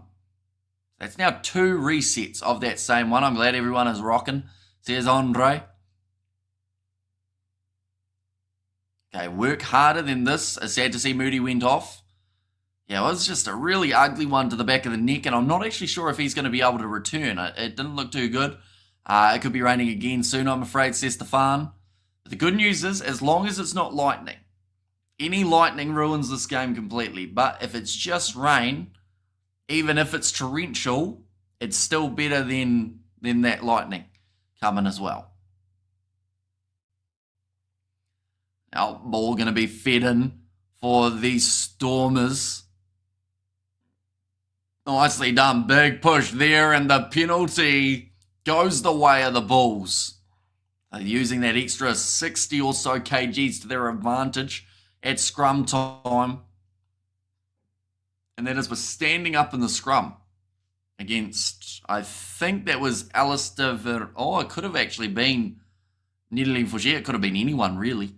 And this rain is definitely hitting the stadium here in the next couple of minutes, says Martin. Yeah, for now it's dry, but there is a chance that very soon it will be anything but. And Bull scrum dominance in the URC is like South Africa's dominance. Says, what the hell, no more bees. First line out now. It should still be easy enough to throw it straight here, seeing as there isn't wind to deal with, although that's going to be knocked on by Wilco Low. Stormers, though, going for the turnover. And they have managed to get it. Evan Ruiz going Yuri Matia now. Similani tries to step, almost goes through. Stedman Hans. And someone needs to score soon. And spinny hop comes to mind. On the halfway line now, Stephen Nkura misses the pass, finds Dan Duplessis looping around with Yuri Matia, and the ball is dropped by Dion Free, who's frustrated and kicks the ball high in frustration. Another scrum feed now. Going to be for the Bulls. This is not where the Stormers want to find themselves. Back-to-back scrums is just a hazard waiting to happen. Are their shoes waterlogged? There will certainly be some very wet feet out there, but honestly, the field is drained pretty well. So that $15 million rand drainage system is doing the part. Okay, the Stormers watching from Papua New Guinea. Says Russell, what is the time in Papua New Guinea at the moment? Russell, it must be... am I correct in saying it's like midnight for yourself? I could be wrong. Yeah, welcome in. Hope you are doing very well. Now, scrum feed here. We've already seen 2 penalties against the Stormers at scrum time. They make it 3. Of course, for their sake, they won't want to, but it could happen. Bros Papiena, that's an early push there from the Bulls, so that'll blow it. And that is going to be now the Stormers get themselves the free kick. Bulls going just that little bit early. Like they've said, a very good result for the Stormers for that scrum. Have easily gone against them had that scrum taken place. Nicely taken inside of the 22 now. And off the left boot, doesn't find touch with it. The Stormers in possession. Warwick Land in the middle of the field, considering a little chip in behind, waiting for the bounce of the ball. David Creel takes it nicely. Oh, that was almost head on head between him and Salman Moura. Told to leave it. And Brosbapia back into the pocket to Villy LaRue. Swirling in the breeze. Sits up for Similani on the short side. Kicks it in behind. And now Villy LaRue once again has that one. Passes off to the left-hand side. Doesn't find touch for Devon Williams, which brings Similani an attacking chance. 15 metres out from the line. Stormers looking good on attack at this point in time. Warwick Land tries to grab it. Evan Ruiz chasing after it. Lines up Sergio Pedersen and drags him down a couple metres out. Time is 2:33 a.m. in the morning from Papua New Guinea, says Russell. So your commitment to your side is definitely impressive. Bros Papia now. Only about a metre or 2 from his own try line. Has to kick it out and does so. Stormers with the line out around the 22. Longest PA ever took was 1 minute 38 seconds, but it felt much longer. So at what point did you look at the stopwatch? Because obviously, you've either done it with the 1 Mississippi, 2 Mississippi, but surely you didn't expect it, so you wouldn't have started counting? It's starting to rain again in Pretoria North, says Neville. And silly mistakes of the Bulls at the scrum, says John. When I'm finished. So you just had a photographic memory, I guess, and just remembered exactly how long it was. Now Joseph Dweba. Ready to throw this ball in, challenged by the Bulls. Now the Weber runs straight at Marco Van Staden, who is known for his turnovers. And the grass is waterproof, so no need to worry, Bulls fans, will be all right. Says JD, and that is going to be a new advantage now in favour of the Stormers. Yuri Matia with the bounce pass into the middle of the field to Ben. Jason Dixon looks for the offload, knocked on by the big man Van Heeren. And they'll go back for another penalty. This is starting to add up here. Both sides infringing maybe a little bit too often throughout the early stages of this match. Can't afford to do it much more. Now, ready to line up this kick. It is Yuri Matia. I believe they will take the 3 again now for the Stormers. Does seem like the safe option. Definitely in these wet conditions, you just never know whether it's going to absolutely bucket down in the near future, which there is a very high possibility that it does. The world record for taking a pee is 508 seconds. That's a long time. Like, surely you get bored halfway through that, don't you? Imagine that saying, okay, I'm just going to quickly pop away for a bathroom break, and then you're gone for, that's 8.5 minutes. Yeah, that kick's gone over, making the score 6 points to 3. What channel is the game on, says Garen? In South Africa, I always get the Supersport channels confused. TVNZ Plus have it here in New Zealand. Hopefully someone from South Africa can help you out in terms of the Supersport in the chat. Anyone who does know the channel number, do let me know. Raining hard here at Supersport Park. Says Martin. HV to keep adjusting. Slide to stay live. Says Bruce. Or have to keep adjusting, sorry. 201 says Robert for the watching option. Thank you, Robert. Now, Similani going off to Angura. And he gets the ball out. This will be a tight game. Bulls should win, says Pai Tai. And in the UK, the game is on Premier Sports. Now, line out throw for the Bulls. About 30 metres out from the try line.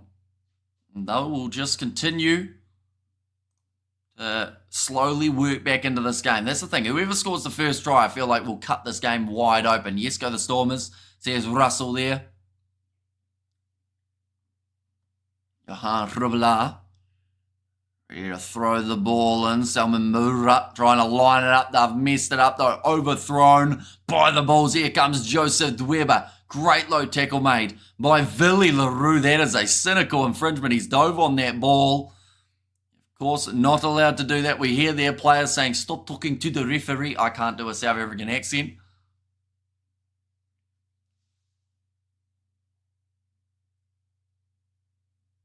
Okay, Willie LaRue, he's going to go to the bin for 10 minutes.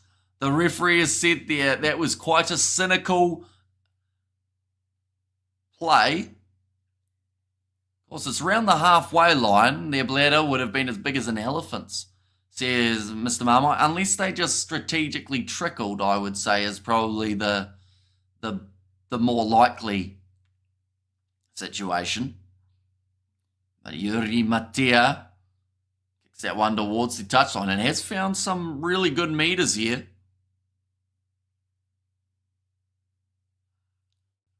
But being Jason Dixon, it was a great tackle initially from Willie LaRue. But yeah, never onside. It was quite bad. From here onwards, the game is pretty much over for the Bulls, says John. Yeah, they can't afford to concede a try here. If they do, just gets them that little bit further behind because of the Stormers taking that extra 3 points. Joseph De Weber ready to throw this one. At this stage, if the game had started when it was going to, ladies and gents, we would be very close to full time right now.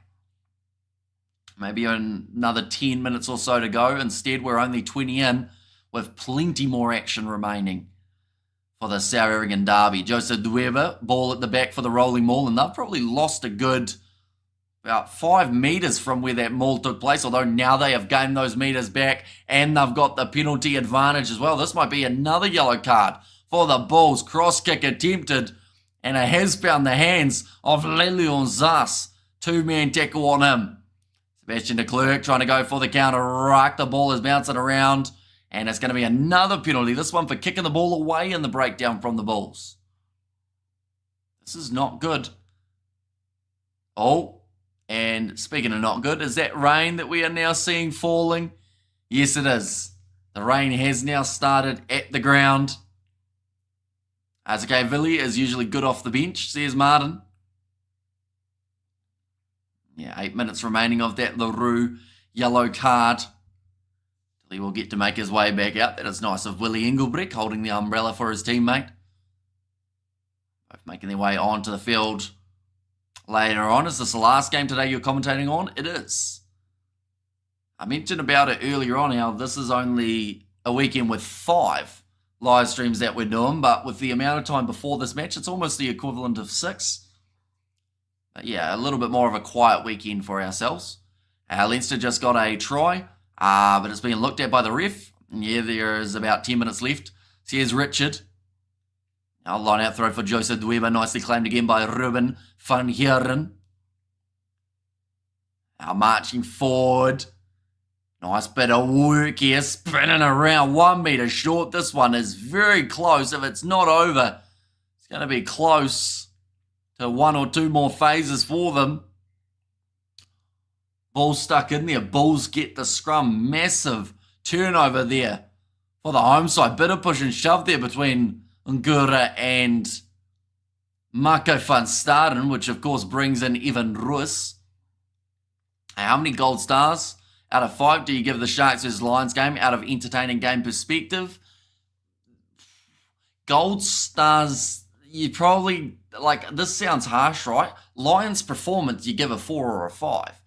But entertainment for that game, because it wasn't very close and also a lot of drop balls, probably only a 2. That sounds really harsh though. 3 at best. But yeah, I think in dry conditions could have been a whole different ballpark in terms of less knock-ons, less scrums. 4 calls four calls thus far are totally wrong, says Dev Lab. Maybe you mentioned it earlier, Hamish, but sometimes we get called away. Some of us also work, says Bruce. Now, 68 minutes in. Well, 68% possession, I should say, sorry. And the ref's eyes are in his ass, says Dev Lab. It sounds right. It was a weird game for me, says Xander. He was having a great game, says Outlaw, but it is going to be the scrum feed now for the Bulls. Yeah, playing a little bit of Seven Nation Army. I think it's Seven Nation, isn't it? Now ready to feed this ball in, and Bros Papier. And they will just look to clear their lines here. The Bulls, oh, they get the penalty though, so that will help massively. What a day. Some people are so stupid. Miracle they can pull on their underwear in the morning. Apologies. Hello, everyone. Says Kiel. Welcome in, mate. Sounds like you've had a stressful one. This game was delayed by 1 hour and 15 due to bad weather, which possibly means that we get a little bit more time to chat to you, or else this game would have pretty much been over. But yeah, I hope you have at least had some little wins throughout the day. Glasgow going to be playing extremely shortly. We will be able to give updates of their score during this match because of that overlap. Leinster 42, Cardiff 24, says Richard. Work in my rice field, says Martin. So you would have quite liked the rain, wouldn't you, Martin, I would think? Billy LaRue still waiting for another 4.5 minutes before he is allowed to make his way back onto the field. Question is, how many points will his side concede in the process? At the moment, it's 0. And they have actually got the position here. Rolling ball big time. They make about 20 metres from it. Ambros Papier goes back across to the left-hand side. Nassim Carr. On a different note, Proteas qualify out of the group stages. The real question is, will we choke in another semi? Well, the question also is, will they be playing India or will they be playing New Zealand? A couple of big matches that can take place. Now, what a Clant. Dodging Stedman Hans, who's trying to line him up and drag him down. Now Stephen Ngura, and that is going to be another Penalty this time for the Bulls. The other way, says the ref. Okay, there's a lot of arguing going on at the moment, but at the end of the day, Carr did still get the penalty and the Bulls did. What's the score, please? At the moment, it is 6 points to 5 after 24 and a half minutes or so. So, relatively low scoring. The Bulls might actually opt to take 3 points here just to get closer to having 15 on the field. I will use up another minute or so of that yellow card. Yes, this is good for the Crops, says Martin. And yeah, just taking him out a little bit late there was Salman Morat. I had to do something as Moody back. He is not yet that I know of anyway. We haven't seen it. I have a guy on $6,000 US dollars a month. I can't remember to write down what time he starts work in the morning. Do you think I would get paid $6,000 a month if that was the only job I did, just writing down what time I start? And then, you know, I'd occupy myself for a few hours, you know, look at some stuff and try and avoid trouble. We have there, what's the odds? DAB under the score. For this game, the Bulls were favourites. I can't see the live odds just because for the URC, they don't let you look at them during the match. They only have pre-match betting. I had to do something as Moody back. Oh no, I read that one, didn't I? Thank you, sir, says Regan. No worries at all. But now the score 6-6 after the 3 extra points. Now, Mbroz Babia. You come work in the skydiving. Although I'd have to get better at the skydiving, wouldn't I, to be able to do that? I don't know whether or not I got that potential as of yet. I'm actually surprised I did that, to be fair. That wasn't really on the bucket list, but certainly was a lot of fun. He's cheap labour, that's why, says Kerr.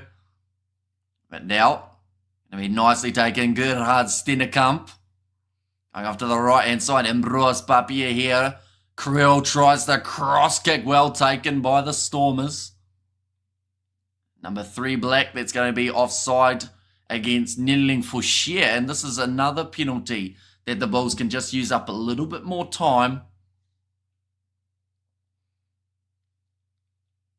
And go the Stormers, go, you can do it, says Mary.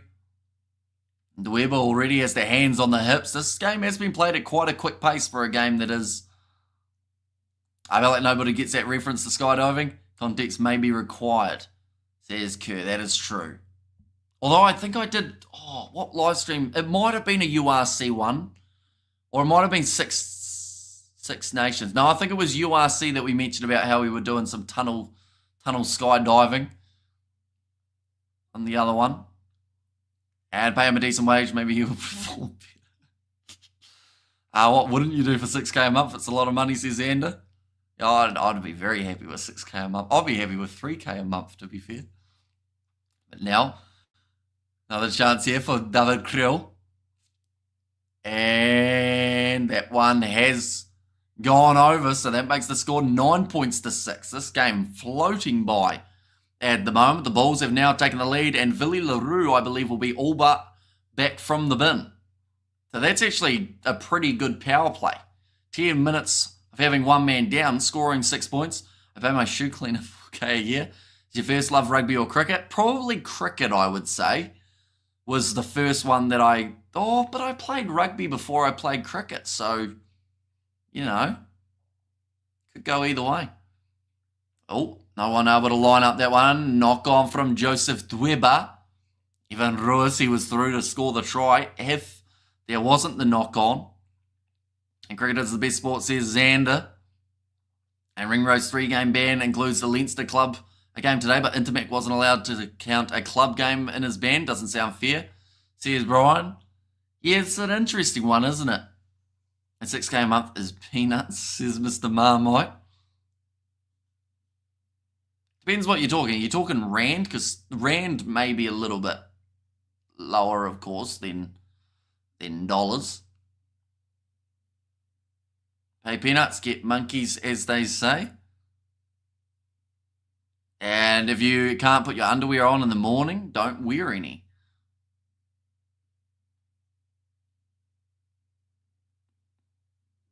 I guess that's logical. Pollard returning to South Africa, I read. Is that correct? That is correct. He is going to be going to the Bulls. The hours you spend watching rugby is a giveaway of your first choice, says Martin. But you guys don't get to see the hours that I watch cricket. That's the difference. I watch cricket off live stream because we keep getting copyright strikes when we try and do it on stream. Nice run from Villy LaRue. I live in a penthouse, says Mr. Marmite. Now Ambrose Papier going to be rolling this ball backwards. And Villy LaRue, oh, that one skew-whiffed off the side of the boot. Then he got taken out by Mura. Nice take from Sergio Peterson. Managed to take the catch on the way down. Can you maybe comment on what's happening on the field, please? So speak your truth. Sure. Ambrose Papier, he's going to roll the ball back. And he's going to go for the box kick. Normally when I'm reading the chat, it's when there's not a lot happening on the field. So in that case, they were going back and forth and just not really finding any real meters. Bit of an aerial battle.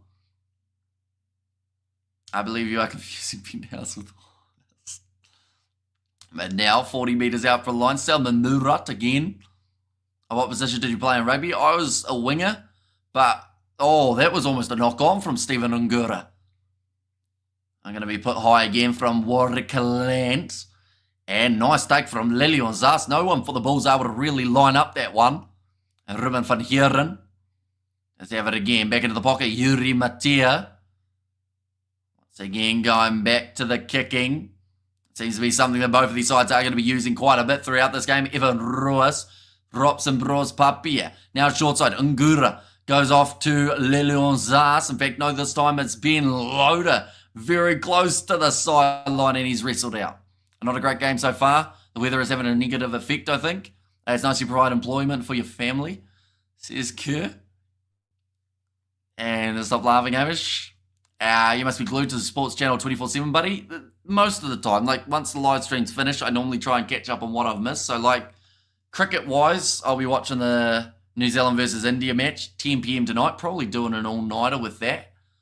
And then, you know, we'll see what's happening. We have got there. Is it still raining? Little bit. It looks like it's lightened up now a bit more, but about maybe 5-10 minutes ago it was pouring down. There's going to be a stinker game, says Albert. I'm enjoying it so far. I think that's just because I'm happy that it's happening rather than missing out, because it did look like for a second we were not going to get this game. Winger, did you fall over often? I used to have a better centre of gravity than I have now. Nowadays, it's much easier to fall.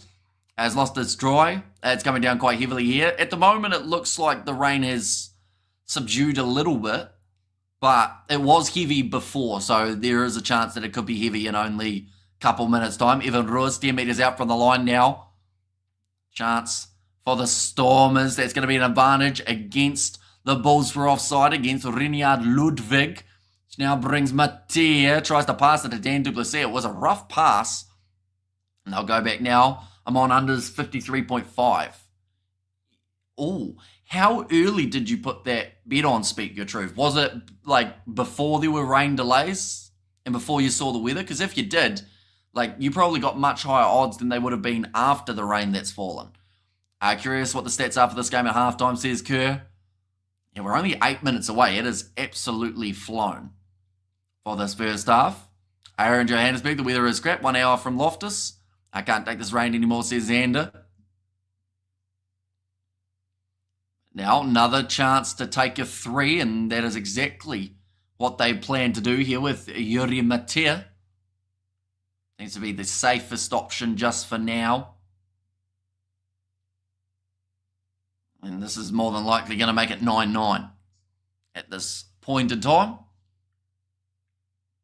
Yep, nicely done. They are just talking about the Proteas. Speaking of other sports, of course, they did have, like I said, Drekis Duplessis in attendance for this contest. They haven't shown him since, so I assume he's in some sort of executive box. As soon as the first half, the first picks were shown here in the UK, half an hour before kickoff.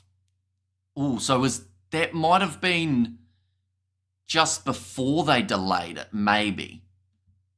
So, yeah, you probably got great odds. Pollard is glad he isn't playing today yet. Says Albert, I wonder if they take ice baths after having rain baths on the field. Oh, that's off on the full for the kickoff from David Creel. And indeed says, speak your truth. How does betting work? How much money can one win? You should also, if you're asking that question though, Xander, you've also got to ask how much money can one lose, because betting is not always straightforward. And, you know, every once in a while you will lose the bets as well. Leon, hammering Toulon. Says, Gur, what's the score at the moment for that one? That's the thing, with the top 14 being one of the only leagues that aren't shown here in New Zealand, I don't cover it or don't follow it anywhere near as much as I feel like I should. Betting is lots of pennies. Ooh, says Kerr. It was actually the lightning threat and not the rain that made them start late. That is correct. So they had to have a 30-minute review period of whether or not the lightning was going to be striking. And if it did strike during that 30 minutes, they were going to have to wait another 30 minutes on the timer before they were able to start. 26 points, or 27-6. Oh, yeah, so pretty one-sided in that regard. Now the Stormers going off to this right-hand side. Dan Duplessis, good tackle on him. Two-man going through the middle with David Creel and Villy LaRue.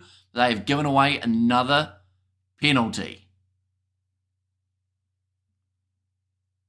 It's going to be the second penalty from kicking the ball from the back. Stade Francais also beat La Rochelle by 5, so that is, of course, a big win there. I would assume that La Rochelle were away from home in that one. And Ruth Carter is always lazing around under her duvet. Says Mr. Marmite, is that because you're looking through the window, Mr. Marmite, so you can tell? Going to be a lot of penalties in this game. Yeah, it seems like it will be one that is definitely split by just who takes the threes better. I wouldn't mind cashing out for a sweet 1 million profit before Sunday starts, says Xander. And there were 2 red cards, says Speak Your Truth. And that one too. And also, yep, they were. Now on the halfway line. Chance here for Yuri Matea. This is definitely the hardest kick of the day. And it's just fallen short by half an inch. How's that fishing trip look? Not hugely. Like, we will probably still get to go, I would say, but we're certainly not going to have as much time as we were going to. Now that's going to be nicely done by Villy LaRue going up for it, but there is going to be the advantage in their favour. Now Nkura. Back to the left-hand side to Joseph Dweba, tackled by Wilco Lowe. Those are 2 very solid individuals going head-to-head. A little bit of a counter-ruck. I Googled her and I found the wrong Ruth Carter. And this sounds like it's going to be... Is this another yellow card? What do you think of the Lions vs Sharks game? It was a great performance from the Lions. Definitely not as free-flowing as most people wanted, but that was just due to the rain that did fall. But yeah, the Sharks were definitely lackluster in that matchup. Looks like Yuri Matea again will go for the 3 points after receiving the penalty. This one's going to be just as far out. Need a cruise, says Danielle.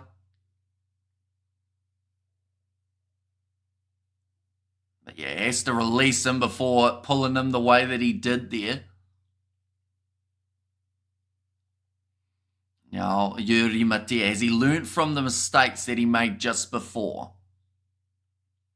And I might imagine you'll be on my doorstep ASAP, says Ruth. Crowd are booing. They're letting them know what they think of him. To the rain in the Lions-Sharks game also, yep, bucketing down for that one. Much better kick from Yuri Matea, and that one has gone over. Premier Sports is a joke. Game started. They still haven't woken up and put the game on in the UK. Then they complain about viewership here, says Matthew. Yeah, see, there was an hour and 15-minute delay. So I wonder whether or not maybe they went, this is going to cut into our next one. But then that's really poor. Like, surely they can just have it anyway. But, Have you got a VPN? If you've got a VPN, if you set yourself to New Zealand, you'll be able to watch it for free on TVNZ Plus. Who's going on a cruise? Come visit me. Says Kerr. And really poor, says Matthew. And also, I hate the Stormers seriously. We were 9-6 up and now 9-12 behind. I had an expensive afternoon. Went shopping with my wife and her sister. Managed to escape eventually. Had to go back to the mall across the road, which I saw a watch I was looking at for €3,000. Says Brian. They're only showing clips in the UK at the moment. Says Speak Your Truth. Yeah, 90 seconds remaining in this first half, so not a huge amount of time left. Billy LaRue, one of the more veteran players, just trying to G up his side. Seen 3 lineouts lost by the Bulls. We've seen 3 Stormers scrums lost. So 2 different aspects of this game, both in the set piece, but 2 sides dominating in different regards. Now Johan Rubela with this round. Like I said, they've already lost 3. So, will this be number 4? So they are just working out numbers at the moment. And the ball is thrown in. Nicely claimed by the Bulls. Vili LaRue going short ball to Nazem Carr. Now kick dive from Ambrose Papier. Oh, I think one of the Stormers players took out his teammates, but there is going to be a knock on by the Bulls. I guess, Mr. Marmite, you will never survive in South Africa, says Albert. Now 1 minute left. Maka van Staden puts his hand up and apologises to his team. And yeah, just a fumble. There is going to be a lot. And New Zealand had 0 elephants, says Mr. Marmite. Do we? I swear there's like elephants in a zoo here. I couldn't tell you which zoo, but yeah, I think there is an elephant around.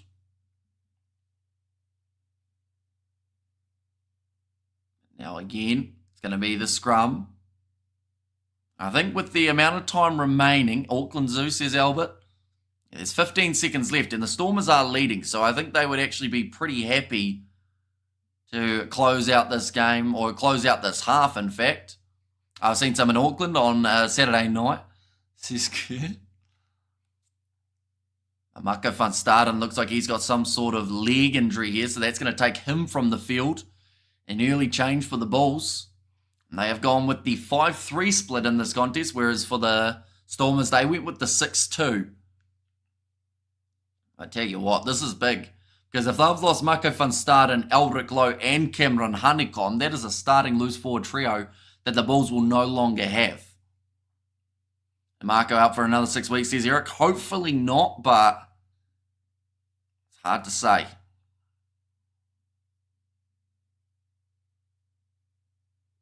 And New Zealand has Lord of the Rings, which had elves, says Xander.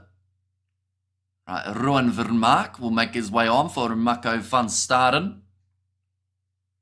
It sounds like there will be a bit of a reshuffle too. Although I was lost in a flock of Fijians, says Danielle.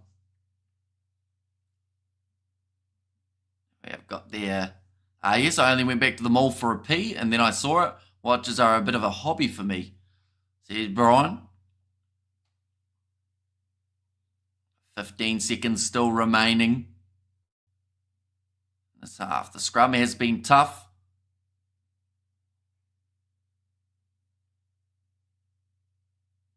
Now ball has almost got in. Yes, it has. Big push from the Bulls. But the penalty goes the way of the Stormers. They have said that the Bulls were pushing on an angle. I think the only reason they pushed on an angle was because one of the Stormers front row kind of buckled and then that caused them to go sideways. It's the halftime siren. Now the Bulls, I think Dion Fourie, having a bit of a chat here. They will take the tap, kick it into touch. And they are happy enough saying that we are 9-12 up. And a flock of Fijians says, Gur. And a laughing face from Albert there too. But halftime in this contest, ladies and gents, at the time that this match would have been concluding, we might as well get some stats for this matchup as well. And interesting, but G3K is rough. You have a Rolex, probably the most popular watch, I'm guessing. There's Xander. There we go. And we will go here. Match centre. Right, no tries have been scored throughout this first half, ladies and gentlemen. Even though 12 points seems like maybe they could have scored twice, it is not the case. But we'll get some of these stats. And we have learnt possession is 65% in favour of the Stormers. No tries, too harsh to say not a good game, says Pieman. And we have got the extremely dangerous roof. I thought for once I spent more money than she did. I have 6 more cruises to go before I go back home, says Kerr. 1 clean break for the Stormers. 8 defenders beaten compared to the 4 of the Bulls. Territory is 71% in favour of the Stormers. 80% tackling completion, 79 for the Bulls. And 8 penalties against the Bulls. So, honestly, across the board, the Stormers should be in the lead, and they are. Evan Ruiz, he's had the most running metres out of any player with 28. Ben Loader had the most defenders beaten with 2. And Yuri Matea, he has scored every point that the Stormers have been able to receive in this contest. Al Hamish, who would have thought this would be the first half score? I think it's actually slightly higher than it could have been. Just because, you know, if both sides had been playing in dry conditions, perhaps we could have seen 20 points each by now. But in the wet conditions, having 21 points is probably not too bad. And a bit closer than expected, says Juan Pierre Bosch in South Africa. If you wear expensive watches, you might lose your hand, says Albert. What if you wear your watch on your ankle? And you need to roll your R's more, says Original Venom. Yeah, second half won't be a mile away, ladies and gents. Hopefully you have been enjoying this matchup so far. There we go. That is the reserves. Aka van der Merwe, Jan-Hendrik Wessels, and Francois Klopper as the front row replacement. Ruan Vermaak and Gumedi there as the 19 and the 20. Then Zach Berger, Keegan Johannes, and Sergio Peterson. He has already made his way onto the field. That was for Kane and Moody. And we haven't actually seen Moody come back from his HIA. And then for the Stormers, Andre Hugo Fente, he is there as one of the options. Brock Harris and Franz Malharba, huge amount of experience across those two. Of course, recently Brock Harris announcing that he's going to be hanging up the boots in the near future. Porter, Marcel Tennyson, Willie Engelbrecht, Paul DeVette, and Jonathan Roach there for the Stormers as well. In terms of upcoming fixtures, 21 days' time till either of these sides do play again. The Bulls will have the tough task of the undefeated Leinster. Stormers, they have got Scarlets and then Zebre and Ulster, the two following contests too. We have got there, so are we going for night fishing or early morning fishing? So it was going to be early morning fishing, but, you know, as we get closer to, like, the original time that we were going to be going was going to be at around probably about 20 minutes time was when we were going to be leaving, so that we got to where we were going to be fishing at about maybe 6:45. But more than likely now it's probably going to be closer to 7:30, so the sun might be up. Fish might not be biting, but it's fishing. They might be out and about. Most of the I watched was 90k. I'm an AP Royal Oak.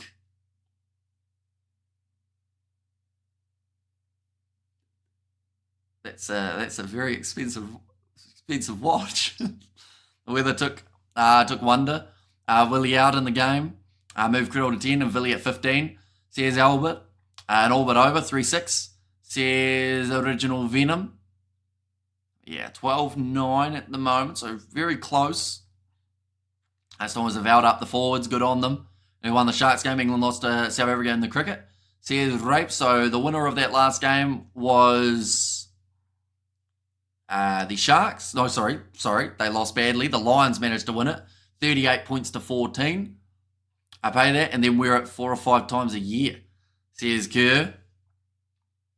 Must be a nice looking watch, I would think, though, wouldn't it? And go the Stormers just to prove the so-called second-rate players are better than expected. And damn Lions won, both my Canes and Sharks. Pooed the bed, says Drape. Just having a chat there with Victor Matfield. 148 Super Rugby appearances for that man and a lot of experience in international rugby too. Okay, Victor Matfield's just saying it's very hard to move around on the wetness of the field, although it actually looked a lot better, to be honest, than we did anticipate. You will lose your ankle, says Martin. Elon Musk gave me his tempo watch before he left South Africa. It's worth a lot now, says Albert. And 55 seconds per minute, says Mr. Marmite. And there they are, just showing the Bulls lost lineouts. It did cost them quite a bit throughout this game. Las Vegas Raiders used to be Oakland Raiders, says JD. I heard it's just as bad in England. There are watched theft gangs operating in the cities. He's made good cars, says Kerr. I have 2 ankles, no big deal, says Mr. Marmite. We're just going to have a quick look here. What time was halftime? So that was at about 25. And now we're sitting 31. So we've probably still got another maybe 8 or so minutes of halftime. And like I said, this game by now would have been over. You enjoy NFL?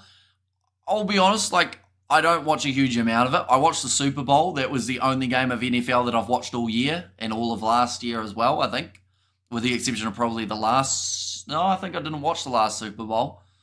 I can buy you a new ankle anyway, Pretorius did, says Mr. Marmite. Istanbul, though, is pretty safe, but that's probably because you'll get 30 years in prison. No mercy if you're caught, says Brian.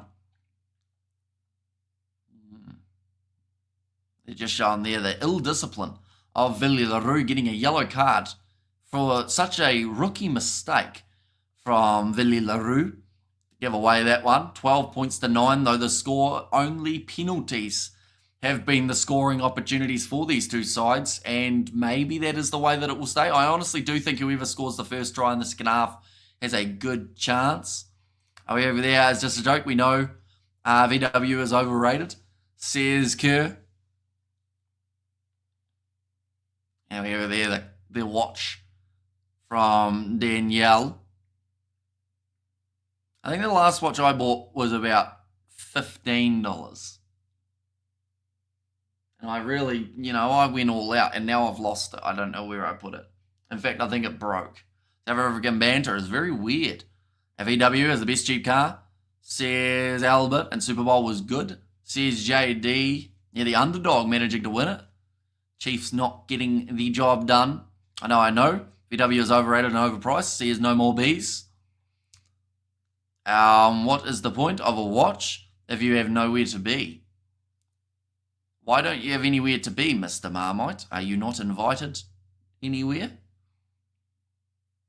Second half, I would say, is in about 5 minutes' time. VW is not cheap. It's perhaps the most overpriced car manufacturer, says Kerr. Now, second half. One moment. There we go. That is the table. But, of course, there have been a couple matches since then. Leinster, they got themselves another win with a bonus point, so they move up to 57. The Lions managed to get the win over the Sharks, so they move up to 28 and currently find themselves inside of the top 8. But if the Stormers win this game, they more than likely knock the Lions back down unless they don't receive that bonus point, which at the moment doesn't look likely. So, yeah, Lions should possibly still stay above them here.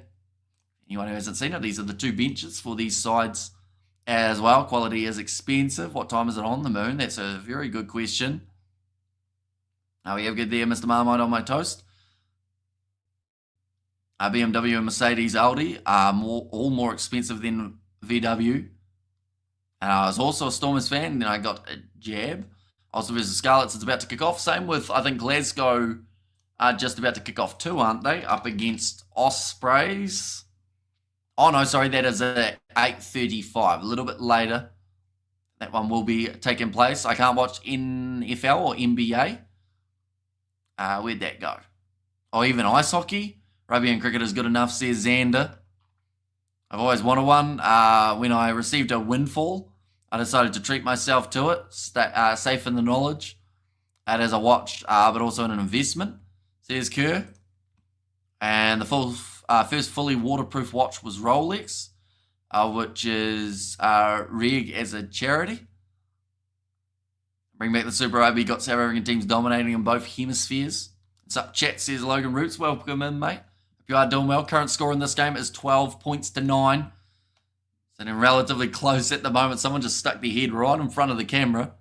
Haven't you watched the Olympics? I did watch it. Oh, the two sides actually making their way out of the tunnel right now. We are about to have the second half of action. Hopefully it is as smooth sailing as the first half. It only take around probably 45 minutes.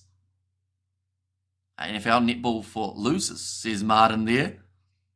And my Volkswagen, it's not, wait, VW isn't Volkswagen, is it? Am I an idiot? Well, don't answer that. Bought in 2004 and lasted, oh no, it might be. I might be right. 380,000 Ks before I sold it, best car I've ever had. See you again in 40 minutes, let me check the second half. Says no more bees. Yes, Amish, you are not. Says Mr. Marmite. And VW equals Volkswagen. Right, so I had it right. I'm quite happy about that because I didn't know what was going on. I have about, I'd say, 1 IQ point worth of knowledge about cars. We have got there, hey peeps, this is a rugby game, not complaining. Just noticed there has been so much talking about other things. It breaks the importance and immersion of this game. Love you, Pete's, though. Well, it is currently half-time. The half-time breaks normally go a bit off track just because there's not much else we can say. We haven't seen a single try scored throughout this contest as of yet. We've gone through the stats. We've gone through the benches. Probably lucky we didn't talk about ice creams like we did before the game. It's half-time so we can talk. Here's Albert. Hamish, you watch food or do you keep looking at it? Eat a KFC burger? I haven't had a KFC burger in a long time, to be fair. I don't think they're as good as they used to be. It's very sad. Now, second half just about to get underway, ladies and gents. Crowd still look like they are dressed for a very wet day. 400 Ks on a car. That's a good effort, isn't it? See, I don't even know how cars work in terms of like, if a car gets a whole heap of Ks, if you replace parts, can the car go for a lot longer? I'd assume that it can, but you'd probably have to replace everything, so then is it still the same car? Anyone who loves cars is going to hate hearing me talk about them. At least I can say thanks for your commentary, Hamish. Says Russell. Are you doing a great job keeping us entertained? Wings are in the air fryer. Ooh. I'm too scared to cook chicken in the air fryer, I'll be honest. I tried cooking chicken tenders one time, cooked them for an hour, and they just didn't look like they had gone anywhere. So, like, the only thing I cook in the air fryer is normally fries. But, like, you know, they cook rotisserie chickens in them and all sorts, and I'm like, no, I don't want to poison myself. But now chance here. And the Bulls are going to be receiving the kickoff. What's your prediction for the second half then? What's the odds at actually? So I believe the Stormers are probably into the favourite situation. Oh, that foot's in touch from Lelion Zas. A little bit of a slip and slide on the near side of the field. Cars these days have too much electric gadgets that don't last, says Albert. I've always said that if I was to get a vehicle, because at the moment I just use the cars that are here because it's easier. But if I was to get one, I want a GPS on the little screen. I feel like ever since I was a kid, I've been fascinated by the fact that you can have a GPS. Also because I get lost. Like, I came back from playing cricket in Ashburton, trying to find my auntie and uncle's house, which I had been at and I drove from to get to cricket. I got lost 4 times. Different locations around the countryside, because I didn't put it into Google Maps properly. So that was quite sad and took a long time. But that is going to be now a knock-on from the Bulls, from Sebastian de Klerk. He's had a relatively quiet game, but then saying that, the wingers really have, because Bulls struggles to get out. And I battle with cooking eggs, boil them for half an hour, and they're still hard. Isn't that good? Aren't they supposed to be hard after? Or are you trying to get the runny yolk, maybe, in your case? I feel like the game needs a breakaway try to open it up. Yeah, I think so. But I do also think that there will be a few more three-pointers before we do get that.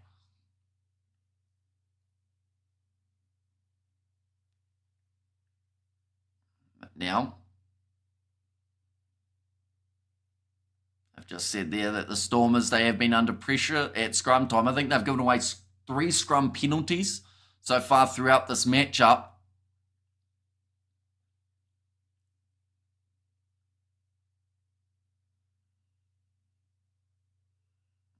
Now, scrum about to happen. It took a little while for the scrum reset and everything along those lines, but we got there in the end. See how it does go. It's going to be Paul de Vet going back across to Yuri Matia. Do Kiwis also make bread dampers like the Aussies do? I'll be honest, I don't know what a bread damper is. That's kicked dead from the Stormers. That's gone about 70 metres for Yuri Matia. That now means that they have to go right back as the rain starts to fall again at Loftus. Bulls need a bonus point as much as they can to move up the table, says Kerr. Some Bulls supporters having a bit of a boogie on the sideline. Hamish no GPS, says Ruth. Oh, there's going to be a time off just for Joseph Dweber to get his boot back on. And, I mean, we see Vermaat constantly taking the dirt off his sprigs, try and get a bit more traction. As the Bulls doing good, they're in this contest. I wouldn't say that they've had too many great moments, right? But they can still win this game.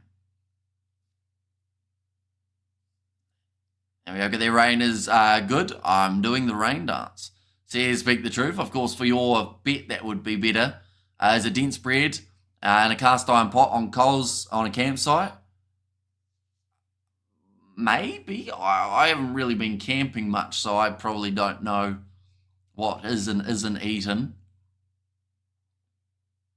But I'd assume if it's in Australia, it's probably in New Zealand as well. That seems to be the trend.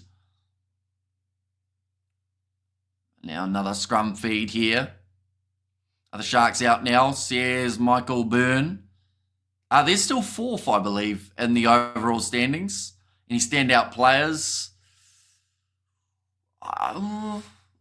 Nkura seems to be going quite well in terms of being able to control this game nicely. And that front row, Stenekam, Grobelaar and Wilco Lowe, they've been doing relatively nicely too. And Ulster 7-0 versus the Scarlets and 2 short of Glasgow in the table. You know Glasgow will push for the bonus point in every game, says Kerr, including that next one up against the Ospreys, taking place in only 2 hours' time. Right, Dweber is actually getting a lot more strapping on that foot than I first anticipated. I thought it was just going to be putting the ball in, or putting the foot in. And Aussies and Kiwi accent kind of similar or totally different. Depends on the person, but yeah, kind of similar to people from overseas. There are a few slight similarities. It was the Dweber ankle. Seemed like it was struggling. We are now ready for, you guessed it, a scrum. There's going to be a feed here for the Bulls. Someone's arm, what's that? That arm was going up, waving to the crowd. And it's going to be another scrum reset. Everyone falling on top of each other. Is it still the first half? No, second half now. 43 minutes into the game. Joseph Dweber taking a little while to get back to his feet. Okay, referee's pretty much said we're going to move over, but I'm going to go against you if you keep putting your hands up like you're waving them around at a disco. Probably a fair enough statement from the ref. He didn't say that word for word, I should say. I added a bit of my own in there. Have you seen the Mary McParty platform out in the stadium? I heard that was a thing. I have not, no. Was the halftime chat interesting? Went to feed my pets. It was a lot of talk of watches and Volkswagens. And Brosbapier. Another scrum. We've had 3 minutes of scrum so far for this half, and that is a big push. Ball's gone down. He has been told to play this one here. Going for the grubber in behind. Devin Williams kicks it out. Ulster have big problems, shame, says Kirk. Yeah, we looked at the comparison between this year and last year at this stage of the competition. As you can see, Ulster are in 14th this year. They were 5th in this round in 2024. So there's been a drastic decline for Ulster. The Sharks, they've gone from 16th to 4th. So they've had a massive improvement. And then Cardiff also making a good push here in 6th out of going up 6 places compared to where they were in the last comp. Joseph Dweber now with the line-out throw. It's 2 hours in the game. Says Robert V. Here, we're currently 2 hours 40 through our live stream for this match, which is quite substantial. And Ulster signed Augustus, says the XRP King. Kick downfield, well taken by Sergio Pedersen. So yeah, Kane Moody not returning after failing his HIA. Ben Jason Dixon tackles Papier on the halfway line. Now a little bit more of a counter ruck coming. Oh, that was almost a knock-on from Ruben van Heeren, but it will be the pick and go from Dion Fourie. Looks like another player is down. I think that was Cobus Visa. Similani passes on the outside. Lelion Zas has dropped it. Close. Probably the closest backline we have seen from the Bulls throughout this whole match. Or sorry, from the Stormers.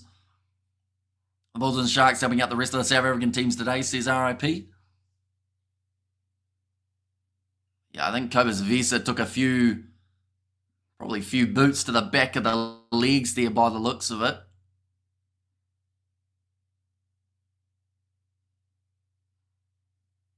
Looks like still a little bit more rain coming down. Where should the Springboks play?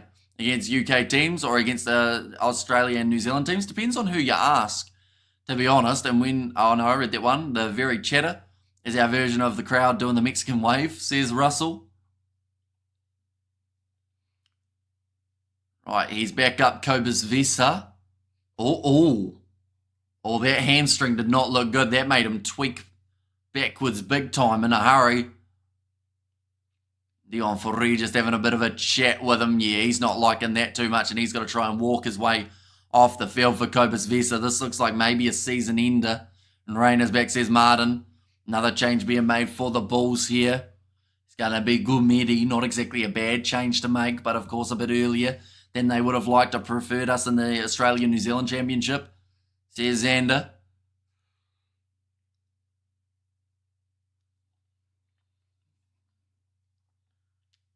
Yeah, he just gets twisted, unfortunately, for Cobus Visa and lets out the scream.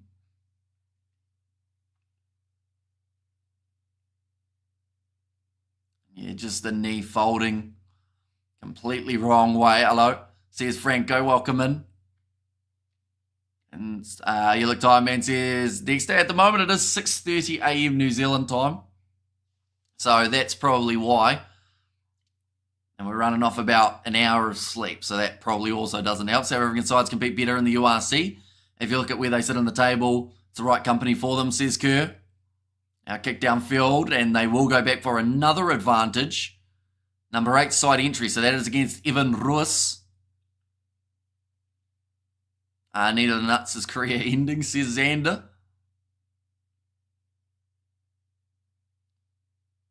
The rain still relatively consistent now in terms of the downpour. This is the worst game of the season, just blow the whistle, says Ronnie. Yeah, I think it's going to be separated by 3, or at least decided by 3s for this one. But we've tried to make the most of it in a contest that easily has lacked its big oomph, I guess you could say. Maybe she needs a partner to help him. So here's Mr. Marmite. Now, line out throw here for Johan Rovela. Not Itchy, though. What's wrong with Rugby Itch? Rugby Itch is a good bloke. And needs a KFC and a brandy. Paul Cobus, the big guy, struggles with injuries. And that one going to be setting up for Gumedi. Running this one backwards. Going off to the left-hand side here. Kicked high from Villy LaRue. And nicely taken by Warakalant. And come on, the Stormers, says Danielle. Back to the left. Salman Murat. The vet. Back in the pocket. And it will be Yuri Matia. Trying to get a little bit of extra distance and territory. They did have a lot of it throughout the first half. About 65% for the Stormers. And that ball's gone into touch. Just bought a beauty salon and renamed it the Karate Kid. Wax on, wax off. Lovely. We have got there, let's go the Bulls, you can do this. Stephen Kitsoff also retired now, that is true. And Brock Harris also hanging up the boots, although he is going to be playing in this game. They're just showing there the territory is still 65% in favour of the Stormers and 62% for the possession. I think the Springboks should play in the NFL, says Martin. Weber saying that the gap has been closed a little bit.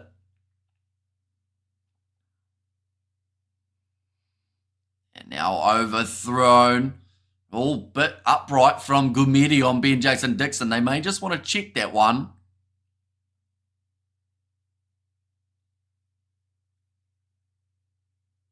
Now, Stormers on attack inside of the Bulls half. And Beauty sounds like a new, Beauty sounds like nudist in a New Zealand accent. Beauty. I'm trying to say it as a Kiwi. You sure? Now nicely claimed by Villy LaRue. No advantage.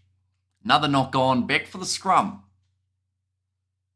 I should just have like a soundboard that just says back for the scrum every time we have a scrum, and I would be clicking that flat out. That's wild. Wax on, wax off. A Brazilian wax, says Ruth. This was bad. Lots for Munster at home yesterday, says Brian. 22 metres out from their line. The Bulls have got themselves another scrum. Nudie. Oh, okay, so Beauty sounds like nudie, I guess.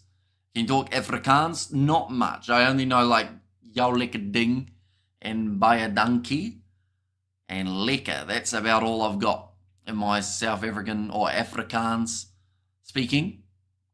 It would be nice if you could add some sound effects. Says Lilia B. Rugby Itch once forgot to switch his mic off during live stream break, and I heard him burp loudly 10 times in the back. Did that actually happen, Albert? That would be quite funny if it did. And do you remember what stream that was? Wonderful to see you again, says Judy. And that's going to be a penalty now to the Bulls. It is great to have you here for this match, Judy. She was born in South Africa, says Zander. And Mr. Miyagi, says Danielle.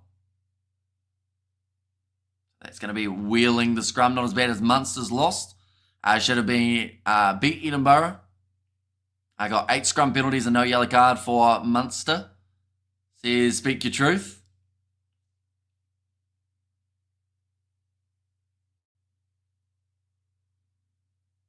Now, just so many penalties, unfortunately. Like, we'll be honest, it's been far from the best game of the URC we have seen, and it feels like it's taking a long time to get through these minutes. Ulster down by 12.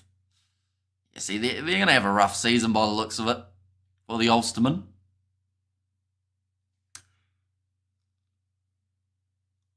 Do you think the Bulls are stronger than last year?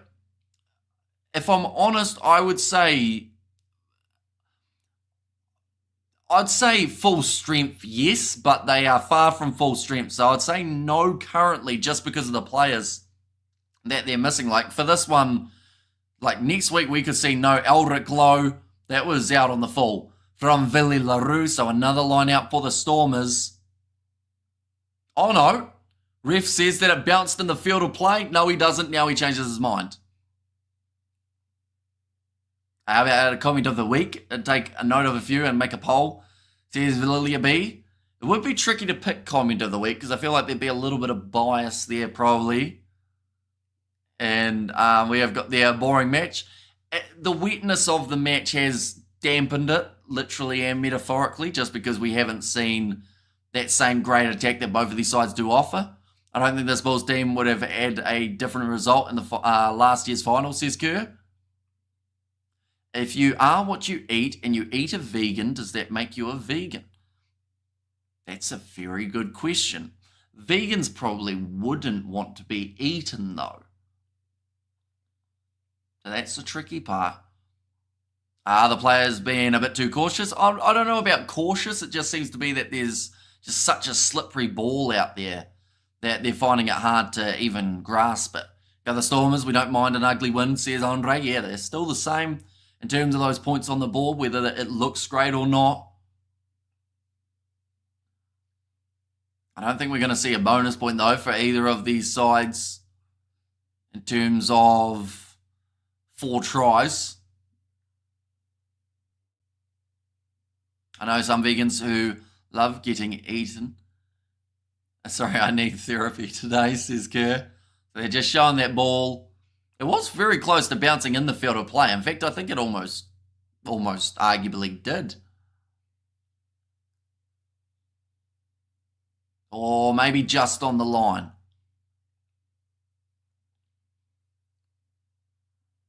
Being loaded, heading to Gloucester next season as the South African clubs, or other South African clubs, used to rainy games a little bit. I don't think these two sides have been used to the amount of rain that we've had for this game in particular. Another mark is going to be called. You totally regret reading that comment. Maybe didn't know you did commentary on local matches, says Judy.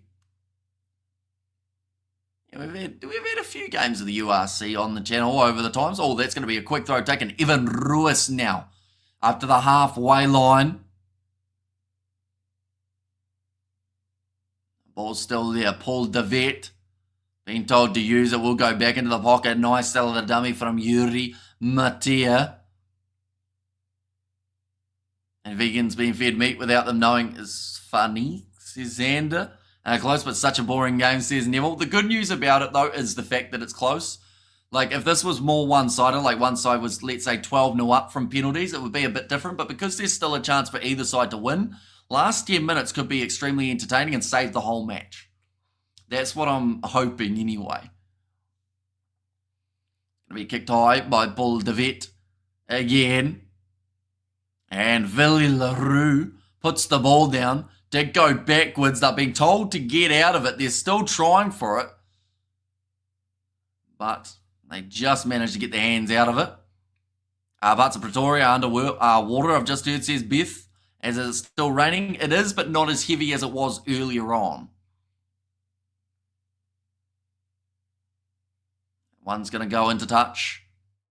Bryce Papia doesn't look too happy about it. That is going to make the score, after 54 minutes, 12 points to 9.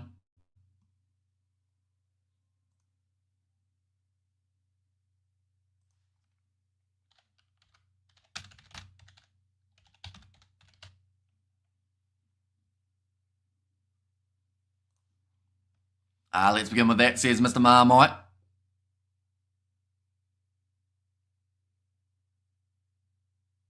Another line out for Joseph Dweba. I don't think he'll be a mile off having Andre Hugo Fenta making his way on, although Dweba has had a solid enough game. There go the Stormers, says Brendan. Ball's going to be thrown in.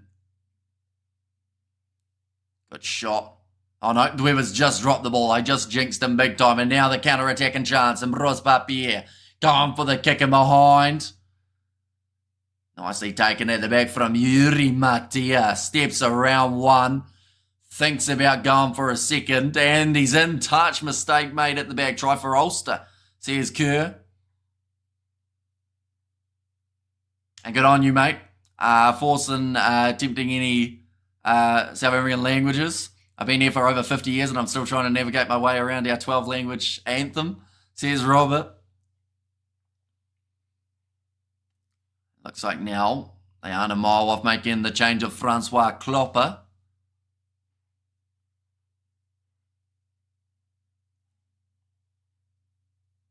Still 25 minutes left.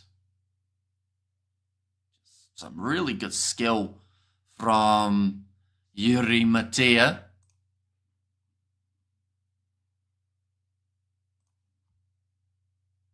Now, Carr, that's a rough pass, but well picked up by David Creel. It's at him 15 metres out from the try line. Can we see the first try of the match? It's been close. It's about time someone tries to break away.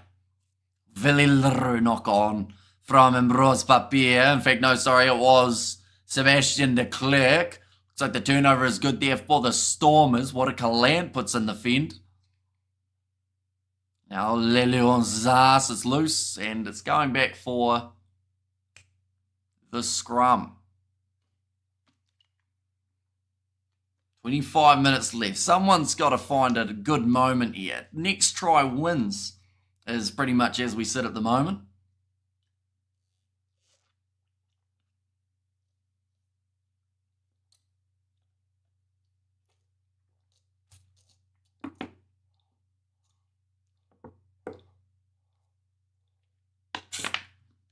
In fact, it was Devon Williams who did knock that one on, who has possession. It's going to be a scrum feed for the Stormers, about 15 metres out from their own line. Sometimes the game is really disappointing.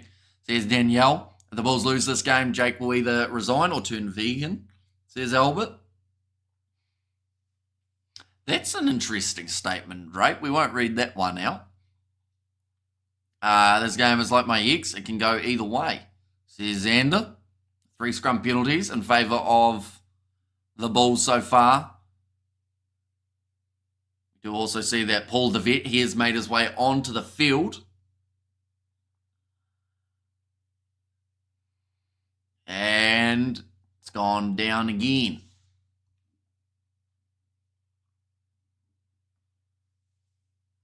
Has there been a try? There has not been a try yet, no. But to say we are optimistic that there will be one is an understatement. I found the owner of Homing Pigeon. That's what makes it exciting, except when the money is close, says RIP, and a win for the Stormers won't hurt the Bulls much, says Outlaw.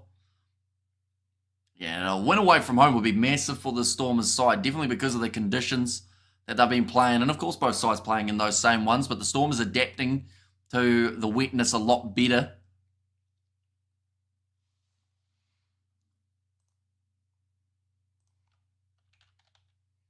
Well, we'll go like this, and like, oh, another one, and that is a big penalty for the Bulls. Number 2 and the tight head both going down. So take your pick in terms of who they want to penalise for it. And boring game, says Mark. Yeah, it hasn't been the best game. If I think in dry conditions, this could have been a whole different contest. Both of these sides know how to score tries. Villeleroux, ooh, they're going to kick this one for the corner, right? The mindset has changed. They have decided we don't want to just take threes all day. Difference between home games and knockouts and having to travel. Says Kerr.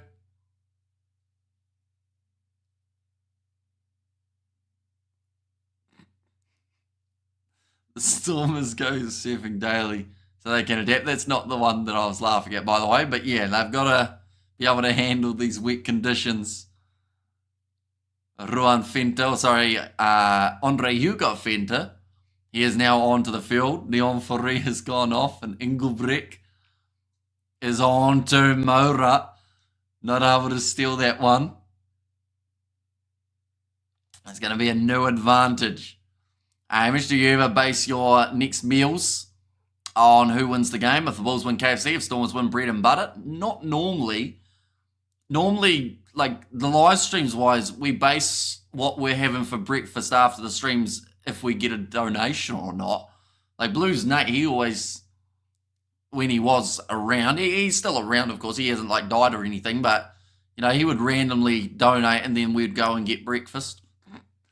But like normally, otherwise I'd just have toast. I know, right? It's so easy on Xbox. And come on the Stormers. These are our conditions, boys, says Burton, but they have gone back for another penalty against, just a free kick. And why, says Brian.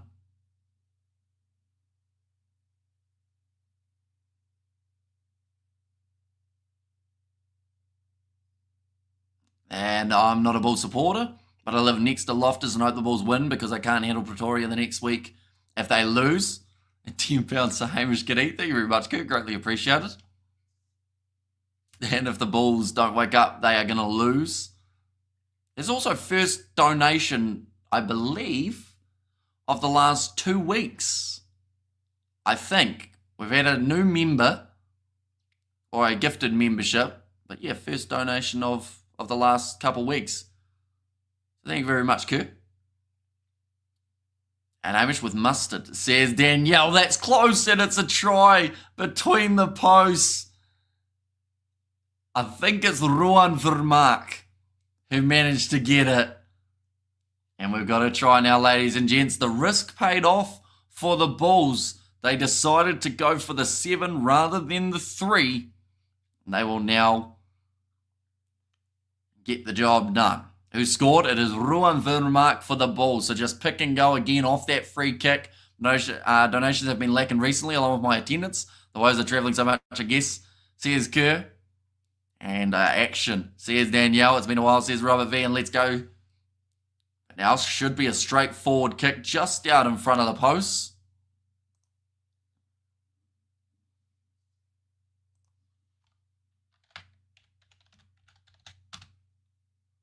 And it has gone over. We'll go like that. And like that as well. And a donation and a try. Maybe we've worked something out here. Is it a coincidence? Yeah, it will be a coincidence. But, you know, Kerr donated 1 second, well, not even 1 minute within that next minute. Try scored. Science. Kerr's such a generous dude. He is a very generous man, yes. And very nice Bulls, says Outlaw. Although for the year 2024, my donations totaled around £1,000, says Kerr. We knew it went over. The scoreboard is ahead of you. Hamish ripped Kerr for $1,000 tax free, says Mr. Marmite. No, I did pay tax on all of that. And that's going to be offside. Penalty goes against the Stormers again. And now keep it up, Bulls, says Outlaw. 18 minutes left, and the Bulls have now fully taken the momentum. Maybe Kerr should try that again for science sake, says Albert. Now, David Creel again will kick this one towards the touchline. And that's a pretty decent kick. And give a horn, says Outlaw. Yeah, just going straight into the hands of the Bulls when they tried to go for that kick in behind. I'll ask the tax man unless you pay me $1,000. Says Mr. Marmite. I thought you were living in your mansion, Mr. Marmite. Now Akafundamurva. And come on the Bulls, says Maria. There too. Nicely taken at the front. Another rolling ball chance. Akafundamurva. There's a knock on that time. And the Stormers now with the scrum feet. A little bit of extra push and shove there. Engelbrecht. SM Carr won't let him go by the looks of it. They're linked. Right, they're back up now. Other Six Nations games next weekend. That is correct, yes. So 3 games taking place. Scotland versus Wales. England versus Italy. And also Ireland versus France. A bit of slap and tickle going on, says Kerr. Alongside quite a bit of drop balls.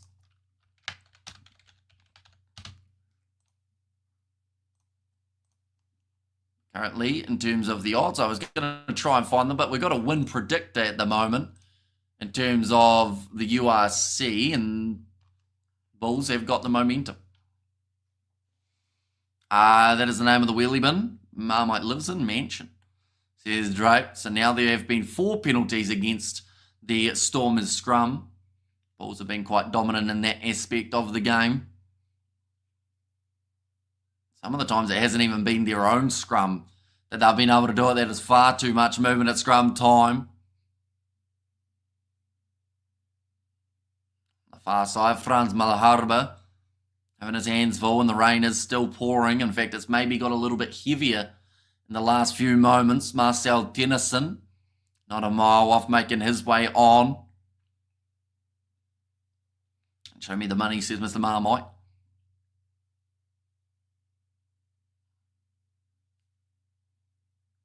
For the Stormers, they can't win this game, I don't believe, with 3-pointers. Like, they might slot over 2, but just in the remaining time, it seems like too much of a risk to go for that type of tactic. Ready to put the ball in again here for Paul de Vet and his Stormers side, Dan Duplessis. About 22 metres out. That was a very aggressive clean out from Similani on David Creel, so I don't know whether or not something was said earlier on, but it seemed like he tackled him like he owed him money.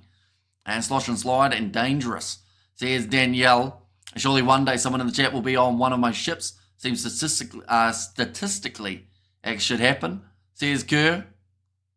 Possibly. Maybe they already have been. Looks like another change. Marcel Tennyson, he has made his way on now. That is for Ben Jason Dixon.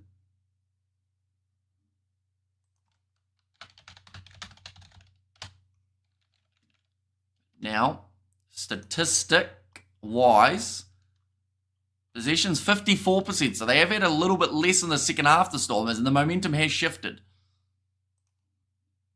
Now, oh, big shot there. Coming on the halfway line. Bulls still in possession, though. If your auntie is ugly, then what do you do during summer? What does that mean? And the Bulls are going to lose. Zach Berger kicks the ball high. And now coming forward for it, does drop it. And there's another knock-on, double knock-on, in fact. So guess what? It's a scrum. The ball scored, says Ruth. Does it float? Says Kerr. Yeah, Sergio Peterson trying to slap it back, which initially worked, but then Rowan Vermaak does drop it. Shout out to Sack. I think that is from Benito. I've got there's 70 of them, hence statistically seems like it should happen, says Kerr. 13 minutes left now in this contest. I can drive a boat, says Mr. Marmite. 9 handling errors for both of these sides. So 18 in total throughout the first 67 minutes.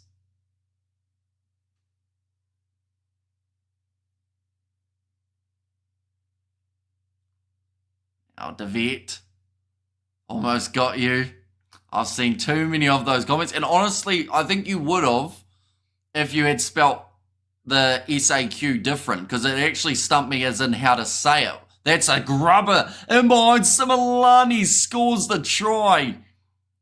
The Stormers, little bit of a counter-attack sneaking through, and they are back into this game now. Nice. We need boats in Pretoria today, says Albert. Right, I think they're just checking this one by the sounds of it, just to make sure that it is going to be all right. Paul de Vet off the back of the scrum, just kicked downfield, and once again a loose ball off a kick, bounces sideways, kicked forward by Paul de Vet and Similani. Was he in front of de Vet? Because if he was, it would be no try.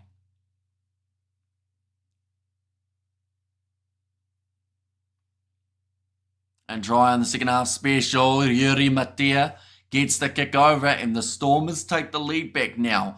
19 points to 16. With still 12 minutes remaining. Right, timer's off again.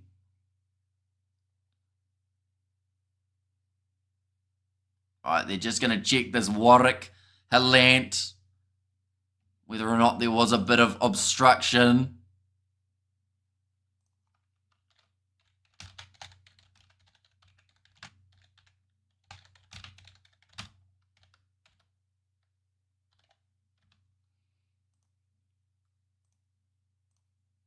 Okay, no clear knock on. And he was behind the kicker. Please don't be a draw today, says Albert.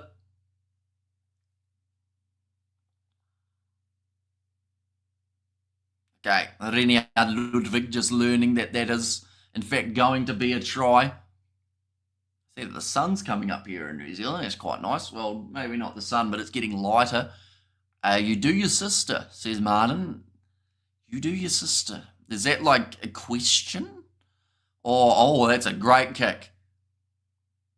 And I work on cruise ships. Just now I'm on Symphony of the Seas. Says Kerr, some forward passes. They somehow allow. They say it's momentum, says Xander. Will there be no try? Nope, the try will stand. Did you manage to get a new phone, says Lilia B? Not yet, but I will at some stage, hopefully. Got to do a bit of saving first, because I will more than likely upgrade from an iPhone 6 to probably about an iPhone 12-ish. And today, who win? I bet $1,000 US. The game is still going. Still another 10 minutes remaining. The Stormers are in the lead by 3 points. Nicely taken by Sebastian de Klerk, who manages to cut back inwards. Make a few extra meters too. Gumede. Tackled by Willie Engelbrecht.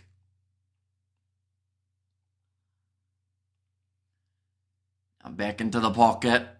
Villaroo. Chance for the aerial battle. Again, it's going to be dropped. There haven't been too many that have actually been held on to when these two sides go up for the ball. Which, I mean, it of course does make it awkward when they're both trying to claim it. Paul de Vet kicks downfield. Oh, Peterson drops it backwards. Knock on from Devon Williams. Then knock on from the Stormers. So we go back for another scrum.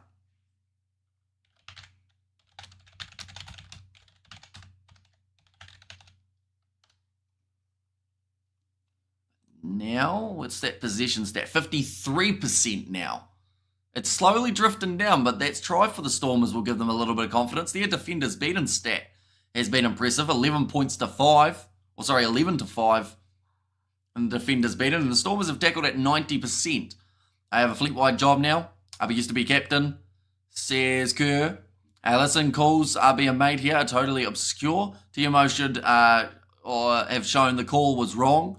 Ref go F yourself, says DevLab. Please tell who will win. That is the unknown at the moment. 9 minutes remaining. And both of these sides still have a great chance of being able to score the next try. Which is half the fun, isn't it? Now, as half-times now, Scarlet's 15 to Ulster's 12. Says Richard, so a relatively close one in that regard. Now, they've actually mentioned that Similani made his way off the field for Roach right after scoring the try. Basically, I managed all the ships the company owns in terms of maintenance, says Kerr. Possession, 53. Oh, they've just shown what I looked up just then. I was captain of warships. I was the best at battleships, says Drake. Now scrum feed. Paul de Vet puts it in, and the time has got back underway. They are about here where they scored their last try, and they will go off to the right-hand side. Yuri Matia gets around. That's a deliberate knockdown from Sergio Peterson, or at least a knock-on against him. You can arrange touch rugby games on the ships and see who pops up. Says Albert now, Yuri Matea, another knock on, this time from Ben Loader. We'll go back for the deliberate knock on. 15 points to 13. To the Scarlets at half time, says speak the truth. We used to play touch rugby on the beach every week. Actually, good time, says Kerr. They consider a 3-point attempt. I don't think so. I think they'll go corner here because 3 points would only get you 6 ahead. But it would use up more time.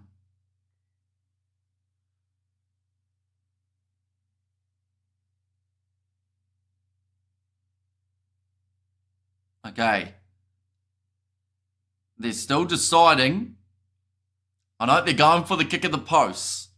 And now let me know, is Jake White going to resign and or eat tofu? He might do both.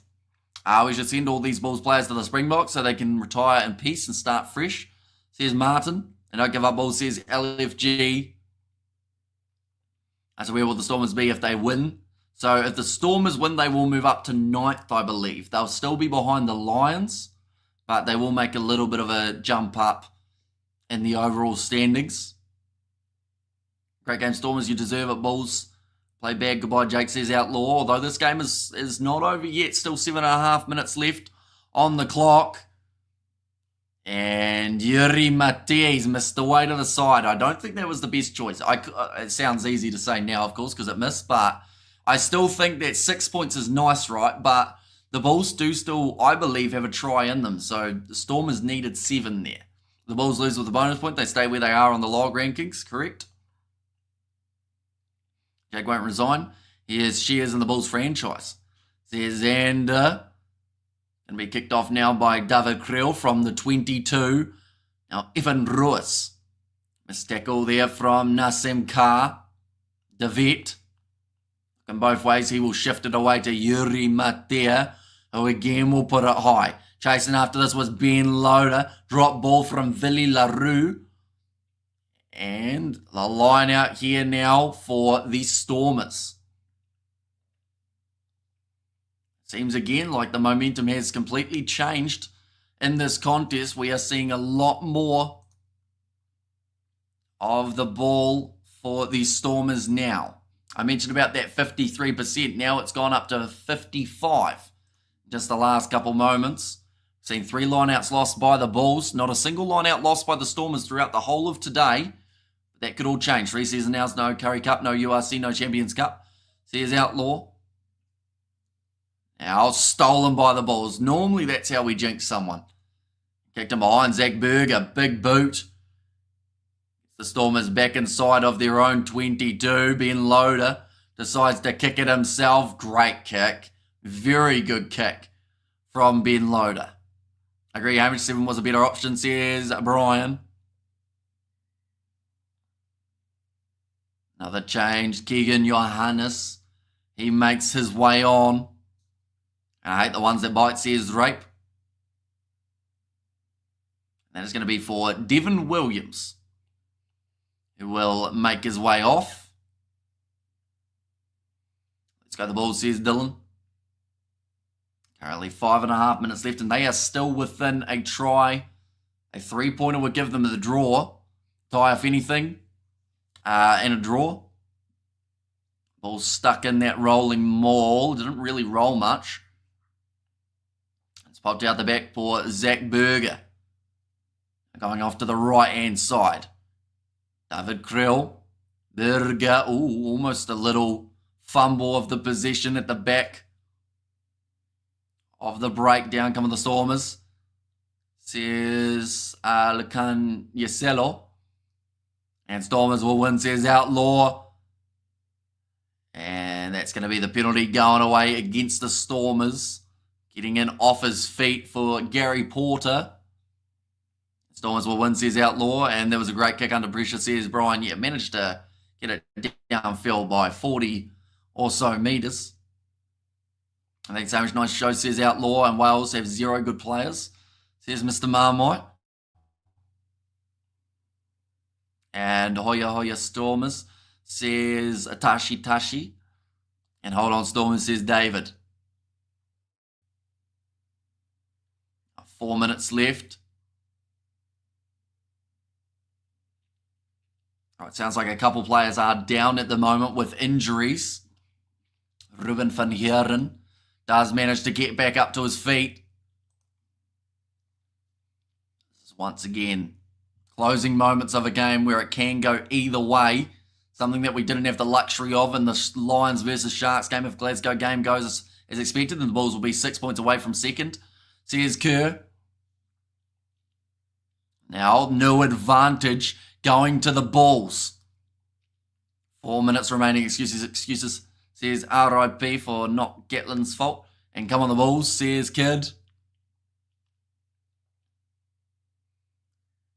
Now Zach Burger. Rohan Vermaak. Great hands from Aka van der Merwe. He's thrown a really awkward pass, but Sergio Pedersen, what's he done there? He's just thrown it forward. And they'll go back again for the penalty. And this is where the Bulls, they have the option to draw. But I think that they'll be going for the corner. Stormers 4 points away from top 8. Says Kerr. Wales players want to play NFL. Says Mr. Marmite. Rain is still pouring down. And cheers, Wax and Wayne. Don't drink and play. And how far out are they, says Kid? It's probably about 35 on the angle, maybe closer to 40. But, yeah, definitely, it would be normally a kickable 3, but I think that they are going to be considering going a little bit more aggressive here and looking for the win. A lot of things coming out from backroom staff at Wales. Why Gatlin just wasn't cutting it anymore, says Albert, but Aka van der Merwe now with the line-out throw. Just less, that's a rough throw, but somehow retained by the Bulls. They've got extremely lucky there. But 15 metres out from the line. Another drop ball. It's gone backwards. Completely Gatlin's fault. Big improvement from the Welshies with a new coach there, speak your truth. Counter-ruck from the Stormers. Losing a few more metres there, the Bulls. Sergio doing everything to lose this match for the Bulls. He is almost there, says Eric. 2 minutes remaining now. Stedman Gans has to play halfback. And twice in a row, he plays that 9 role. Jan Hendrik Wessels. Stormers trying to come through the middle. That's a big clean out. And frustration being shown by the Stormers. Come on, the boys. CSC3. 2 minutes left. Aka van der Merwe. Great shot from the veteran Brock Harris.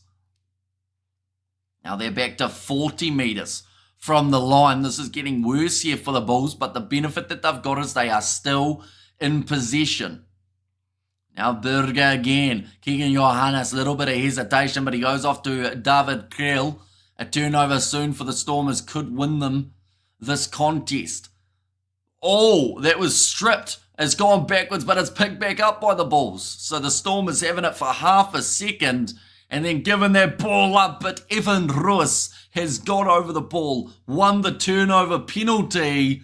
And now with 1 minute remaining on the clock, the Stormers might just about be able to close this one out. But they will still have to win their next line out. And I should mention the last one, they did lose. That puts that little bit more pressure on for them to make sure that they get it right. A great steal from Evan Roos. He's struggled to get his hands on the ball at times throughout this game. Man, rugby really is the best sport ever, says Black Acidic. And Stormers all the way, says Lethabo. Right, line out throw here with 20 seconds remaining. The Stormers walking up at a leisurely pace. Because all they have to do here is get this ball in, get it out, kick it into touch and win the game. It would be a hard-fought win in wet conditions. So yes, to speak your truth. Now Andre Hugo Fenta, nicely done. Ball's in for the Stormers.